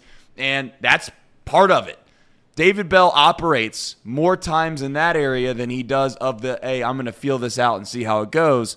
I yesterday felt like at some point somebody has to make the decision that if this bullpen that has been continued to ask time and time and time again to come into high leverage situations and get you out of it, it's almost like I don't want to wake the sleeping giant, which I know that's a really dumb thing to say about the Pirates offense. But in a way, that's kind of how I felt yesterday when I was watching that game. It's like, let's not wake him up, because sometimes, to be honest, and you've played, sometimes there's just a guy that you're not seeing that well that day, and you'll do anything for them to come out of the game. You're just like, let's just get this guy out of here. And sometimes that's a strategy that you have before you even go into a game sometimes in college baseball. It's like, this guy's really good, guys. Let's see if we can't get him to 90 to 100 pitches within the fifth inning, and then we'll try to win the game from the fifth inning on, because this guy sucks. We don't want to face this guy. Even though he might not be supposedly the best guy, but on that specific day, these guys are Major League Baseball players. They've gotten to the major leagues because they've been elite at their one said job for a really long, long time. Brandon Williamson was elite yesterday. I'm not taking him out just because he gave up one walk to a guy in the sixth inning, just because I think statistically they're coming through the lineup for the third time, et cetera, et cetera. And can I take a step back and agree that, yeah, you know what? If you're going to manage that way, you manage all the time that way, and statistically over the course of a full year, it might make a difference.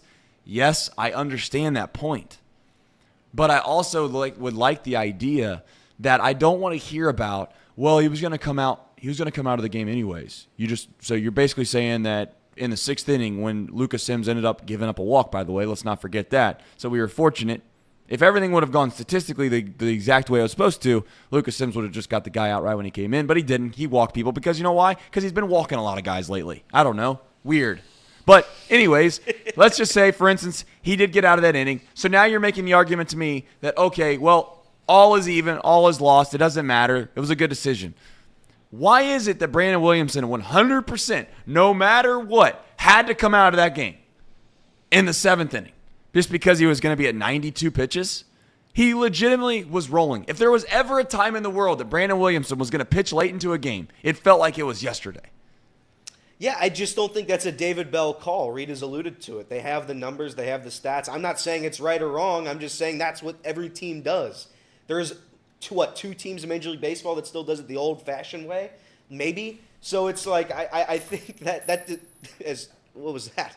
Casey loses ring. Are Casey's you married dropping anymore? rings. Are you not married? I'm married still. I'm still married. No, but I just like a lot of the decisions are predetermined. Bell just decides when to do it. And yeah, it didn't work out yesterday. But Jolly, a good friend of the program, he said, he pointed out David Bell's atrocious record. Jolly, have you ever tried to win a game with Michael Papirski, Alejo Lopez, Aristides Aquino? I don't know who else was on that terrible team last year.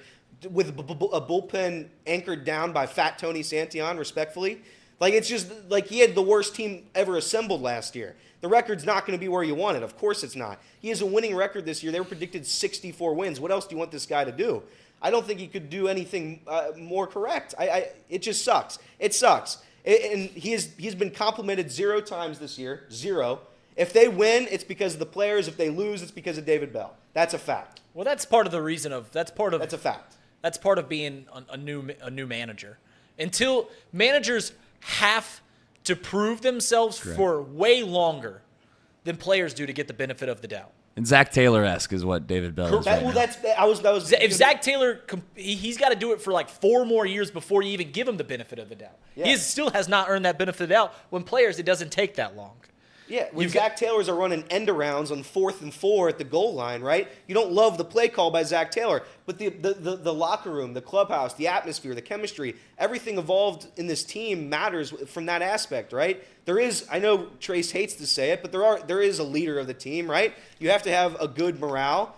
If Trace came in here and he traded Reed to Penn Station and he traded Casey to Gold Star Chili and I came in here by myself, it's not a good clubhouse atmosphere. I'm in trouble. So I don't like coming to work, and that's where we go.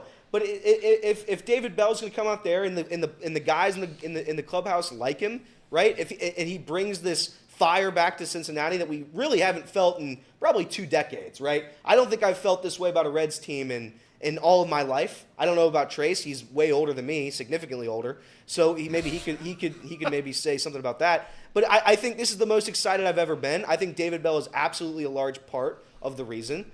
It's not a Brian Price situation. Brian Price came in here, dropped about 200 F-bombs in that one interview, lost every game in March and April, right?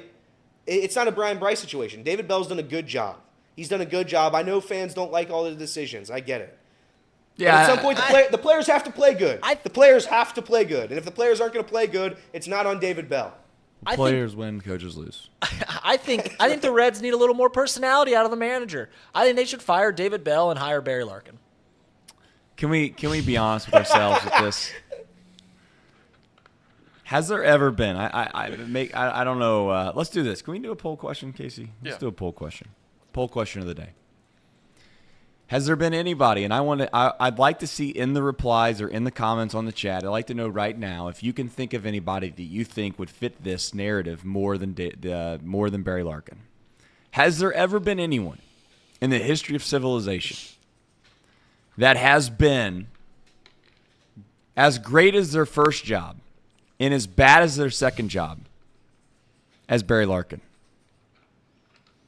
Let's call a spade here. Pete Rose. Let's call a spade. Michael Jordan. As good of a player as Barry was, I think he's equally as bad as a broadcaster. I think they threw him to the wolves too. I don't know if this is Barry's fault. I really don't know if this is Barry's fault. This almost seemed like something that somebody coaxed to Barry. But they were like, "Hey Barry, you'd be great in the booth. Let's get you up there. You're so knowledgeable about baseball." And Barry's just like, "Ah, yeah, all right." And then they came at him with a little bit of coin. They came at him with a little bit of some trades. They're getting him some maybe he's getting some free cars or something. And next thing you know, Barry's like, "All right, I'll do it. I'm only doing home games though." And they're like, "All right, deal." And boy, oh boy, is that not going well. It's just bad. I don't know who does he know he's bad? Does someone told him he's bad? It's hurting his reputation in the city. He's a beloved Cincinnati Red, and it's hurting his reputation. Listen, the kid's from Cincinnati, played for this team his entire life, and now everyone in the fan base hates listening to him talk. What are they doing? Yeah, I've been waiting to say something on this because I know Trace loves Sadak and everybody loves Sadak, and Sadak's the prince that was promised here in Cincinnati. But I watch these broadcasts, and Barry Larkin comes on, and he has a frown on his face, and he just mumbles in the most mundane words, the most boring sentences. Yeah, John, that's really good. Man, maybe they should be better. It's just like, I mean, speak with a little pep. I mean, just get excited once for me, Barry. Get pumped once. Ellie De La Cruz just hit a cycle, Barry. He hit a cycle. And what are you doing, Barry? You're not doing anything. Yeah, John, that was pretty good. I look back at my major league. I look back at my major league career, and I thought that was really good. You know, you compare it to the other guy. Barry, speak, Barry. And it's again, I respect Barry. He's a Reds great. Everybody loves him. Blah blah blah blah blah. He's a bad broadcaster. He can't be in the booth. It makes me honestly. I mute Reds games. Is that something that I can admit now? I mute my TV. I listen to the radio broadcast. I'm sorry. I do. I think they're way better on the radio. I do. I think that. I'm sorry, but Barry Larkin's just bad. He's bad. He's bad in the booth. I can't listen to it anymore. He's a boring guy. He's a boring man. I get what he did for the city. I'm very appreciative. You won an MVP. Good for you, Barry. I love you. You're very good. You're very, very good. Your son played great basketball at Miami. Won me a couple bets there. Shout out Shane. But it's just not good. It's not going well. Give Cowboy both jobs. Give the Cowboy both jobs. Wouldn't that be electric if they well, here's an idea. Why don't they save some money? They're into saving money in these broadcast situations, right? Why don't they save some money and just decide at Bally this would be maybe a good ploy for them? And by the way, this isn't going against Sadak. I think if anything, you could slide Sadak into the booth with Tommy every so often, and they could kind of rotate around. But why not just keep Chris and the Cowboy and maybe Sadak and Thrall, and then do the radio call? And then they can just siphon the radio call like you can on MLB TV, but we're not going to do MLB TV because we're going to do that. We're just going to put that straight into Bally Sports, and there won't even be anyone in the booth. It won't even be anyone there. It's just going to be like pulled from over there. Now, it's going to be tough doing graphics packages and things like that. I was going to say. but you know what? The hell with it, because I've watched enough Bally Sports Ohio games to where, you know, do they do a better job than Chatterbox Sports? Yes. Do they have a lot more money than Chatterbox Sports? Yes. But I got to be honest, if I have to continue to see ad packages, and I say ad packages, I mean promo packs. If I have to see packs in general, highlight packages, running over top the baseball game that I'm trying to watch, I just don't understand why it's so hard to make sure that I can watch the game. If a ball's hit down the right field line, I like the camera operator every so often to pan down the right field line. But there's times this year where I just wonder, what the hell is going on? Is the ship completely sink at Bally? I think it's gotten worse, too. I think there has been, I want to say, 20-plus baseballs. They phoned it in? 20. Yeah, I think they had. Well, they don't have any money. I mean, aren't they bankrupt? Yeah, this is their last year, so. Right? Yeah, I mean, I guess they saved the worst for last. So you watch these broadcasts, and it's like it's a routine fly ball to shallow right field, and you think this ball is in space. Yeah, you think this ball is on the moon. Bad. Did you get it? I mean, I it's horrible. It's a bad broadcast, and I'm very sorry. I'm very sorry I say that. Sadak, you do a good job sometimes. John Sadak. But it's the camera operators are bad. So do I think they do a better job than Chatterbox? No, I do not. It's to be debated. You remember Tom told stories about when he was over in Chicago? He would be doing TV for WGN, I believe, and Harry Carey obviously would be calling the games on the radio. He said that sometimes they would change during the game. I think that would be interesting to see the broadcast, say that, he would do 3 innings, Tom would do 3 innings on radio, then he'd do 3 innings on TV, and they'd just switch with Harry Carey all the time. That'd be so interesting to, see that happen during a game. You're listening to Tommy Thrall for the first 3 innings, and all of a sudden you switch on over to John Sadak. I don't even know how you do that. I think they would hate that. I think the broadcasters themselves would hate it. But nobody's stock has risen more this year than Chris Welsh. Yeah, I agree. I think they were trying to get. There's no doubt in my mind they were trying to get Chris Welsh, or they were trying to shove him out the door. It felt like that's at least how it felt like. It's how it was perceived to me. They had him doing the Reds lives. They make him doing the post game shows. They were like, hey, on opening day, by the way, you've been doing this for 15 years. Here's your job this year. You're just gonna go over there and stand next to a bunch of drunks that are slamming their hands up against the table, and you're gonna have to have a coherent thought for the next 25 minutes when the game's over. And you know what? He did it with class. He did it with grace. And I think as time grew on, many people probably already knew this, but many people thought, man, Chris Welsh is actually pretty damn good at his job. Maybe we should keep him around, especially when we got a guy that genuinely goes minutes. There's times where John Sadak throws it to Barry. throws it to him. He sets him up with something. He gives him something to Puts it play on a off tee. of. Puts He it on a puts it tee. on a tee for Barry, and Barry says nothing. He says nothing at all. It's almost like Barry gets frozen. You know my favorite thing? I want you to listen to this the next time the Reds play and Barry's doing a broadcast. The one thing that Barry does that is actually hilarious when you start to like pay attention to it is when they send it to break and the color guy is supposed to send it off. You know, like they're supposed to be like, you know, it's a home run by Tyler Stevenson. We know that's a joke, but it's a home run by Tyler Stevenson, and the Reds lead 4-2. We'll be back in just a minute, or whatever it is. Barry is so late to the punches on those. I mean, they're running the highlight reel, and they're like, you know, the music when it's like the music is like dun dun dun dun dun, and then like they're trying to get off air, but they're just like hanging around. They'll be waiting 4 or 5 seconds longer for Barry like to finally get through his like little boring monologue that he's giving, and then they finally cut the commercial, and you're just like, what the hell was that? It's like Barry is struggling. Barry's tough. I mean, it's just Barry's. So this will be officially the last year of this, right? Of Bally? Yes, Sadak will, I imagine, will keep calling games, but Yeah.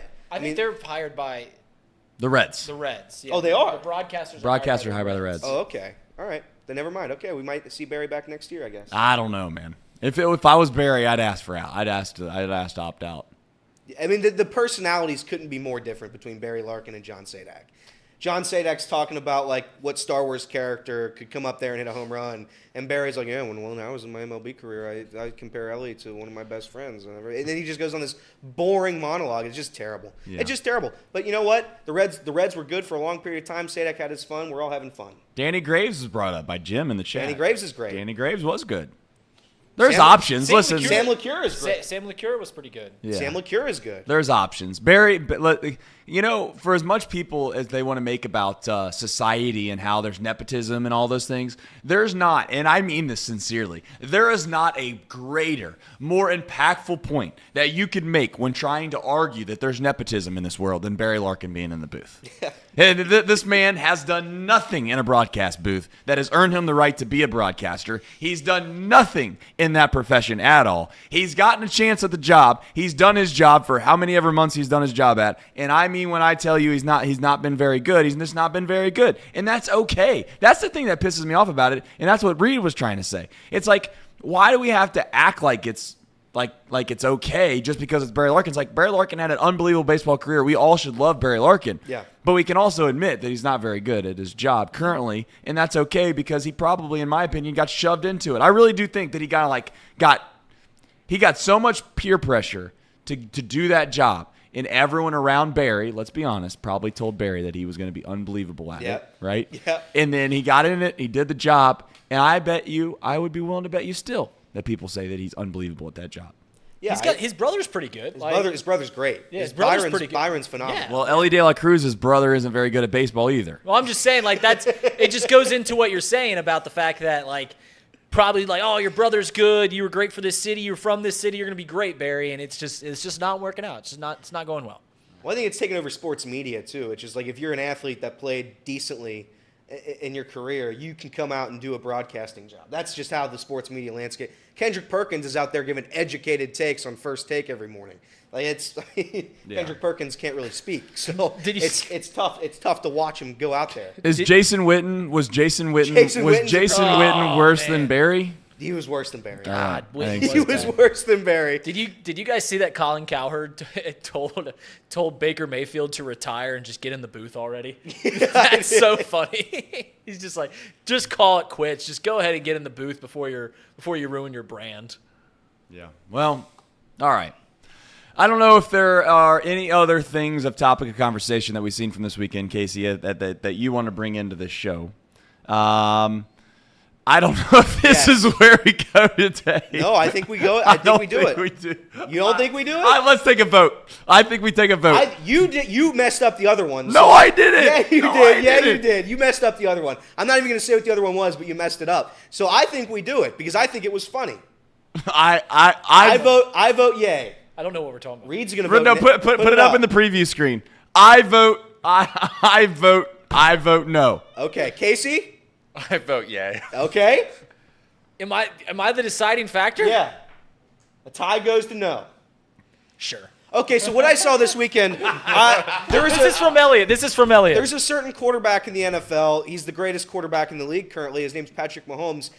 And again, I don't go after people's families. I think that's when there's a player on the field, you go after the player. You never go after the family.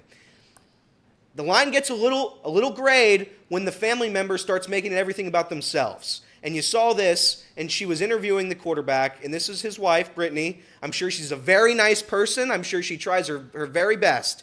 But this is a video I saw, and this is one of the most preposterous videos I think of all time. Go ahead, Clayce. What's my favorite cheat day meal? Fried chicken. No. Chicken fried steak. No. And mashed potatoes. Mexican food. What's my favorite cheat day meal? Fried chicken. No. Chicken fried steak. No. And mashed potatoes. Mexican food. Thoughts, You got Elliot? anything to add about that? Elliot, yeah, what do you got? I think it's embarrassing. You don't know your husband's favorite meal, post-game meal. I think that's bad. Why was that your favorite thing that you saw this weekend? Because I think it came off a little bit as disrespectful. I don't know. I just thought. agree, Elliot. That was so disrespectful from her. I don't know. I think if Joe Burrow had a wife, I think she would know she would know what Joe Burrow's favorite off-season meal was. I think that's what she would know, and I don't think she would, go off whatever she wants to go off. I think you got to know that. No other things come to mind, but that's it. I think that's a little embarrassing little moment for Brittany. She also spilled beer on a lot of fans. She spilled beer on fans when it was 10 wine. degrees outside. Wasn't it wine? Was it wine? I think it even was worse. Even worse. She spilled beer on a lot of fans, and I don't attack people's families. I don't. Do you think Brittany cooks at all? No. No. Like, But would you cook? Would you cook No. with $200 trillion? Well, I don't cook now. Yes, I love cooking. Yes. Yeah, I don't. think If you were a billionaire, you'd cook? Cooking is one of my favorite things to do. Okay, yes. well then you're in your own league there. But I would not cook. Nobody would cook. Trace wouldn't cook. I don't cook now. Yeah. So there we go. If you added a couple extra zeros to the bank account, I'm definitely not cooking. I'd not cook even harder. Casey, are you going to cook with $1 billion? No, I'm not. I'm getting my own personal chef. That's correct. That's correct. Yeah. Anything else this weekend? What a weekend it was. What a weekend it was. I need the NFL back so bad. Is the NFL? I can't win a baseball bet. I can't win a bet in baseball. And it's become an issue to a point where it's like I try to stop it. It's like I think I can win. I did hit on Betfred Sportsbook, the greatest sportsbook known to the world. I hit on Ellie De La Cruz home run in the second game because he had a golden sombrero in game one. I knew he was going to bounce back, so shout out Ellie. That was a big hit. But other than that, I got a funny story to tell about my friend in Betfred Sportsbook. So my friend, he's not the most tech-savvy person in the world. Might even say he's the least tech-savvy person in the world. He formerly used other sports books, and then his phone died. Had to go get a new phone. He could not remember how to log into the old sports book, so he said, you know what, I'll give it another try. So he's like, I'm going to go give Betfred Sportsbook a try. Great. That's what we've been preaching. That's what we want to do. It's the best sports book on the planet. And this is how good it is. By far. He cannot figure out how to withdraw money from his account. And it's not because Betfred. It's incredibly easy. We've all done it. We do it quite frequently. He, the tech-savvy person this is, cannot figure out how to withdraw money. So he is getting checks sent to his home, and this guy bets like $5 a pop. So he's getting checks for like $18.37 sent to his home. He's got 3 checks on the way from Betfred Sportsbook simply because this guy cannot figure out how to withdraw money from his account. Yeah, that's silly. Preposterous. Yeah, That's silly. I mean, if you can't figure out how to use the UI on Betfred Sportsbook, you'll never figure out how to use the UI on any other sportsbook. As in regards to some NBA talk, I know that's a big hot topic in this office. I don't know if you guys have any thoughts on the fact that James Harden is saying that one, they say they're not going to trade him, and then he turns around and says he's not going to be a part of a franchise. But I don't remember what the name of the guy was. But nonetheless, it looks like there's some murky waters. I could care absolutely less about this situation. Are you an NBA guy, Elliot? I don't think we've ever even gotten into that with you. No, I'm not a big NBA guy. I watch the NBA, obviously. I'm a sports guy. But James Harden, I've had this take for a long time. James Harden is the biggest hack the National Basketball Association has ever seen. James Harden sucks. More than Kyrie. Kyrie's good at his job. Kyrie's a genuinely good point guard in the NBA. he's just a head case and nobody wants to play with him, and he's And a crazy James person. Harden's not? James Harden is, but he's also bad, dude. He only shoots threes. He just pops them away, right? He doesn't do anything else. That's all he does. What he does is he gets to the line. He gets to the line with a rule that like he forced into the league. Like that was a dumb rule. That was a fake rule. I'm not going to argue about if James Harden's a good basketball James Harden's not a good basketball player. James Harden's not a good basketball player. And James Harden's the biggest head case now in the league too. Him and Kyrie both. I don't know. And again, if you ask for 1 million trades, nobody's going to want you, dude, because you don't win. That's what's frustrating about the NBA is they just like it just every year, and it started with LeBron leaving. Quite honestly, that's when it probably started maybe with the Celtics back in 2008 about. They realize that they have more power over their owners. Just say, like, I'm not going to play for you. I want to go somewhere else. And then LeBron starts making these super teams down in Miami and stuff like that. That now they're just like, all right, I gave it 2 tries in Philadelphia. Let's try it somewhere else. I want to go to a new team. Just want to go to a new job. That's crazy. That has ruined the sport. The NBA, by the way, they need to start their season on Christmas Day. They eliminate the October and November. Nobody wants to watch that. By the way, nobody plays in the NBA. They missed 2 months because of load management. Could you imagine like the Reds just taking Ellie out of the lineup for 2 months? They might have to load? soon. Why is that, Reed? Not very good.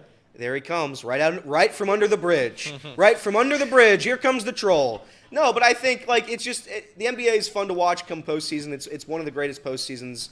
But it's just a bad regular season, so it's tough. Would you love if Cincinnati had a team? Would you? I would. No, I would. That would change my attitude. I agree. 100%. If Cincinnati, I used to think that Cincinnati, I'd like it more if they had a hockey team. Out on that. I couldn't name a hockey player. I can't name hockey players. You can't name a single hockey player. Sidney Crosby. One more that you got to know. Over in Washington. Ovechkin. Yep, there it is.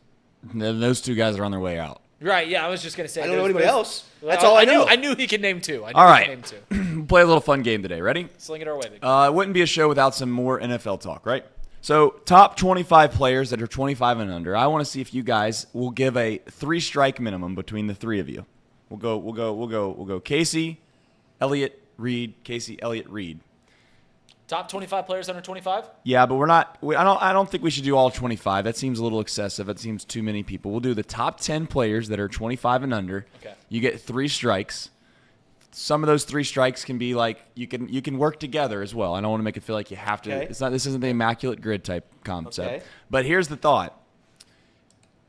You'll get 1 strike, 1 free pass if they're over 25 by 1 year. So if they're 26 years old, I'll give you 1 free pass. If is it 25 and under or under 25? It's 25 and under. And That's under. what he said. Okay, cool. Yeah. We're talking NFL. Yes. Let me make sure I'm reading this right. Hold on. We're not going in order. We're just rattling them off. Yeah, I mean, I would smoke this. Yep. 25 or younger before this year's Week 1 games. Okay. I'm going to say Justin Jefferson. It's a good one. Is that right? Yep, that's right. That's right. Okay. Jalen Hurts? Jalen Hurts. Because he's 25 right now. Number 8. Okay. On this list, by the way. Micah Parsons. He's number Okay. 2. So we have 1, 2, and 8 so far. Jamar Chase. Jamar Chase, number 5. Man, if Jalen Hurts was 8, I was going to say Justin Fields.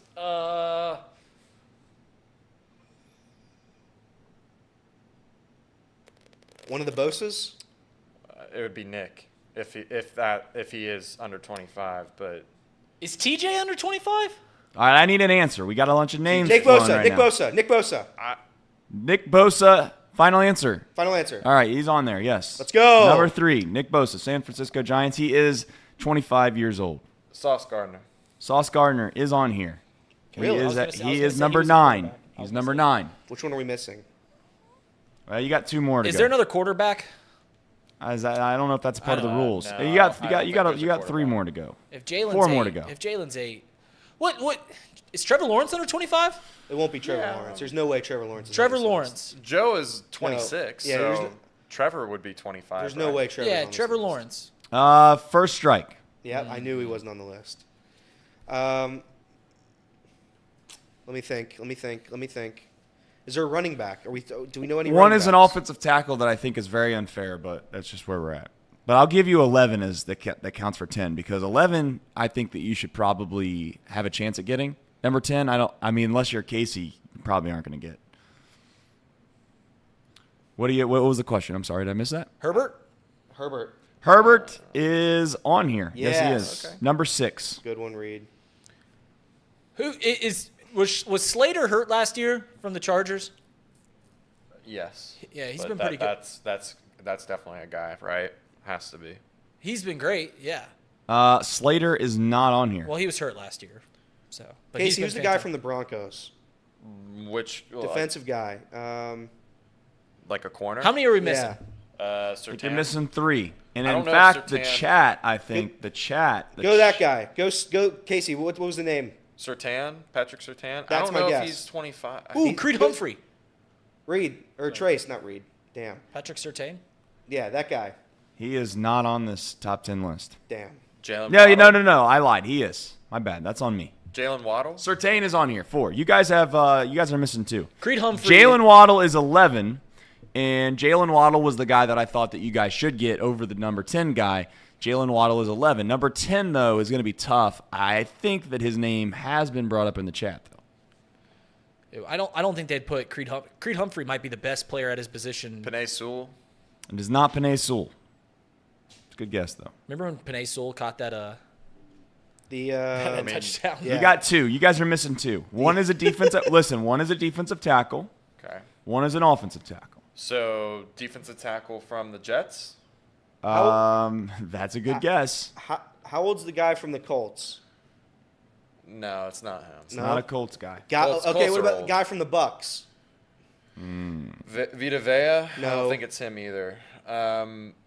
If it was the Jets, I was gonna say Quinnen Williams. He is on here. Quentin Okay. Williams is on here. Quentin Williams is 7. Wirfs.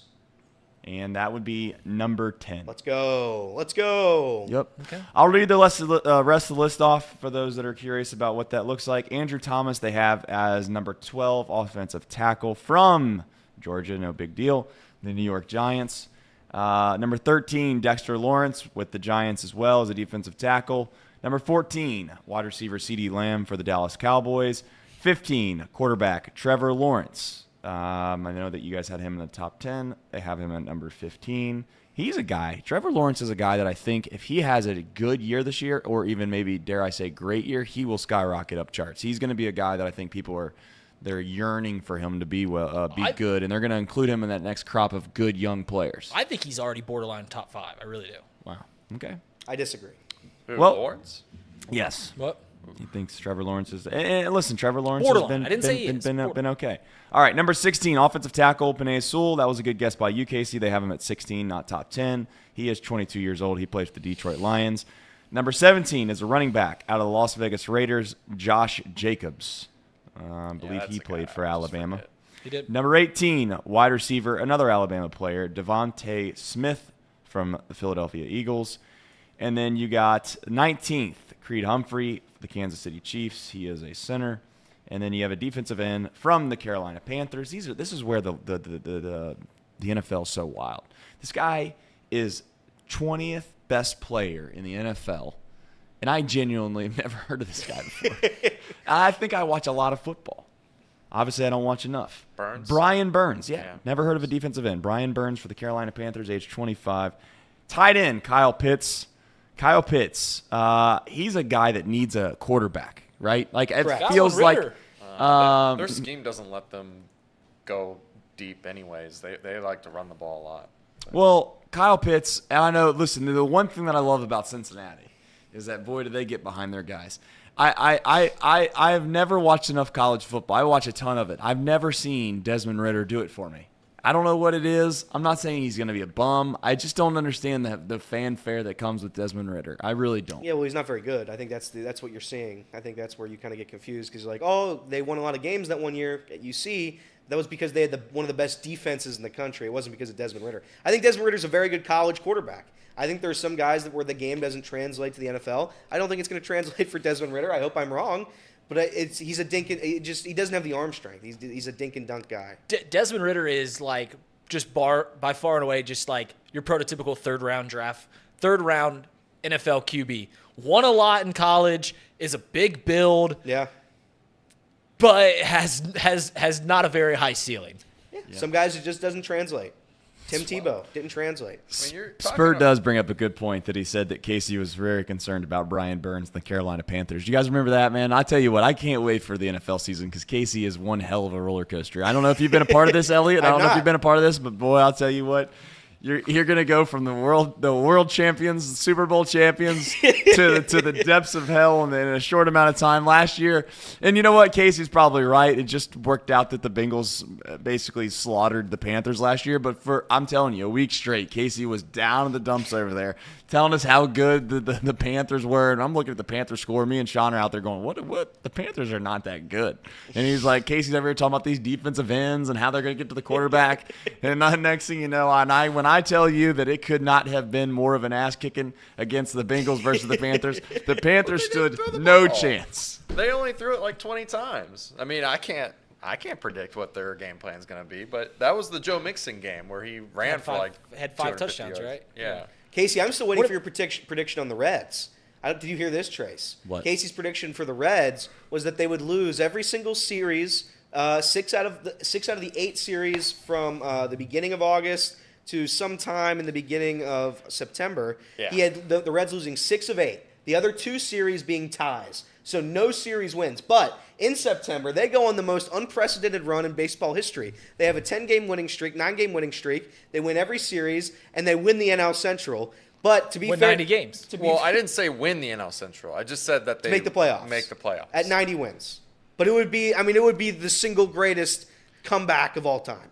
Okay. They'd make a movie about this season. I mean, if we're not, and by the way, you're right so far. Yeah, right now I'm on pace. I'm actually they're a little behind pace on my prediction, but I can't predict when they actually win like series and lose series. I was just kind of guesstimating the win totals. Sounds like it was a guess. All right. A guesstimate. Hey, this guy seems too low on this list, though. He does. Number 22, wide receiver DK Metcalf. Don't you guys feel like that's a little slanderous? I do. I think he's better than 22. He can run in a straight line really good. Well, sometimes that's all you need to do. Yeah. That play where he comes back and gets that guy. That is awesome. That is one of the most incredible football plays I've ever seen. I think it's just because, I mean, he's not getting 1,500 yards, right? He's getting 1,000 yards. He's splitting time with Tyler Lockett, I think, at number 1 probably. So, would you rather have him or CeeDee Lamb? I'd rather have DK. That's where I'm at. Like, I think if you put DK with the Cowboys, I don't know. CeeDee Lamb's pretty good too, though. I mean, yeah. I feel like you're just basically it's a flip of a coin. I'm looking at this. This guy took a nosedive on this chart. Absolute nosedive. You guys want to take a guess at who this is? I can't not believe that this guy's name's on this list. He's at 23. I'm looking at that's fair. 23. You want to take a guess, Elliot? He knows the answer. That's not fair. No, I don't have a guess. This guy is taking a nosedive. Of all of the players that his stock has gone significantly down, this guy has this guy is I don't know. I'm not going to turn this into a political show, but nonetheless, the stock is tanking. Stock is tanking, huh? Yes. Saquon? No. Right position. Wrong name. I'll give you 10 more seconds. If you get it, you get free. If you get it, you get free lunch. You got 10 seconds right now. He is a running back. Tanking. Stock's tanking. Jonathan Taylor. Good. You got free lunch. Jonathan Taylor. This guy was MVP talks.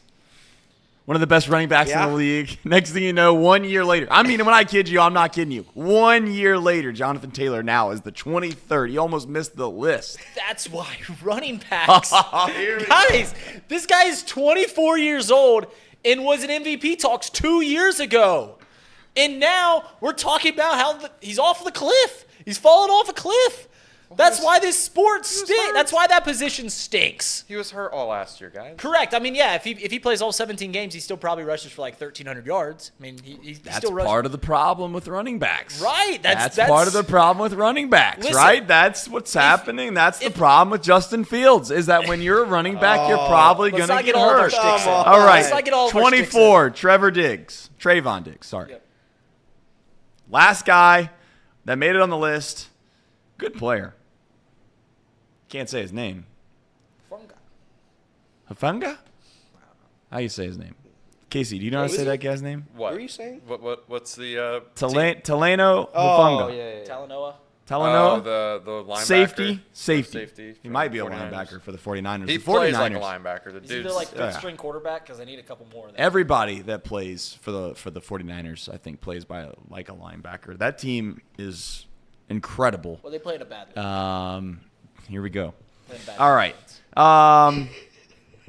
I can't wait for NFL season to The start. NFL season is almost here, folks. And the good news is that the Cincinnati Reds, they've hung around. You know what the Cincinnati Reds have done that many of you didn't think they had a chance of doing was be relevant till the All-Star break. And then not only did they do the All-Star break, but then they took it to a whole nother level. And they're playing meaningful baseball as we sit here on August 14th, 2023. We have some more announcements that are going to come out throughout the rest of this week.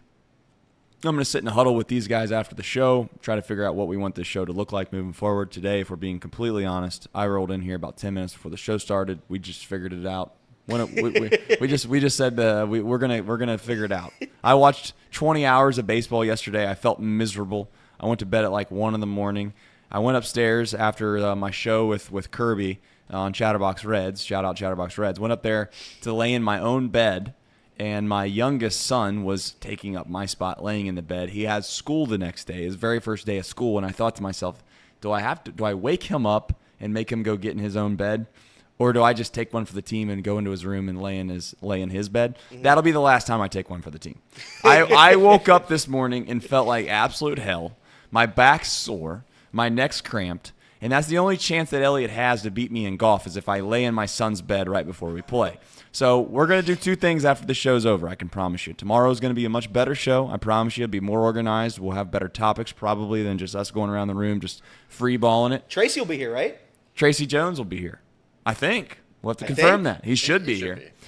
Tracy Jones will be here. But more importantly, thank you for watching this show. It will get better, I promise you.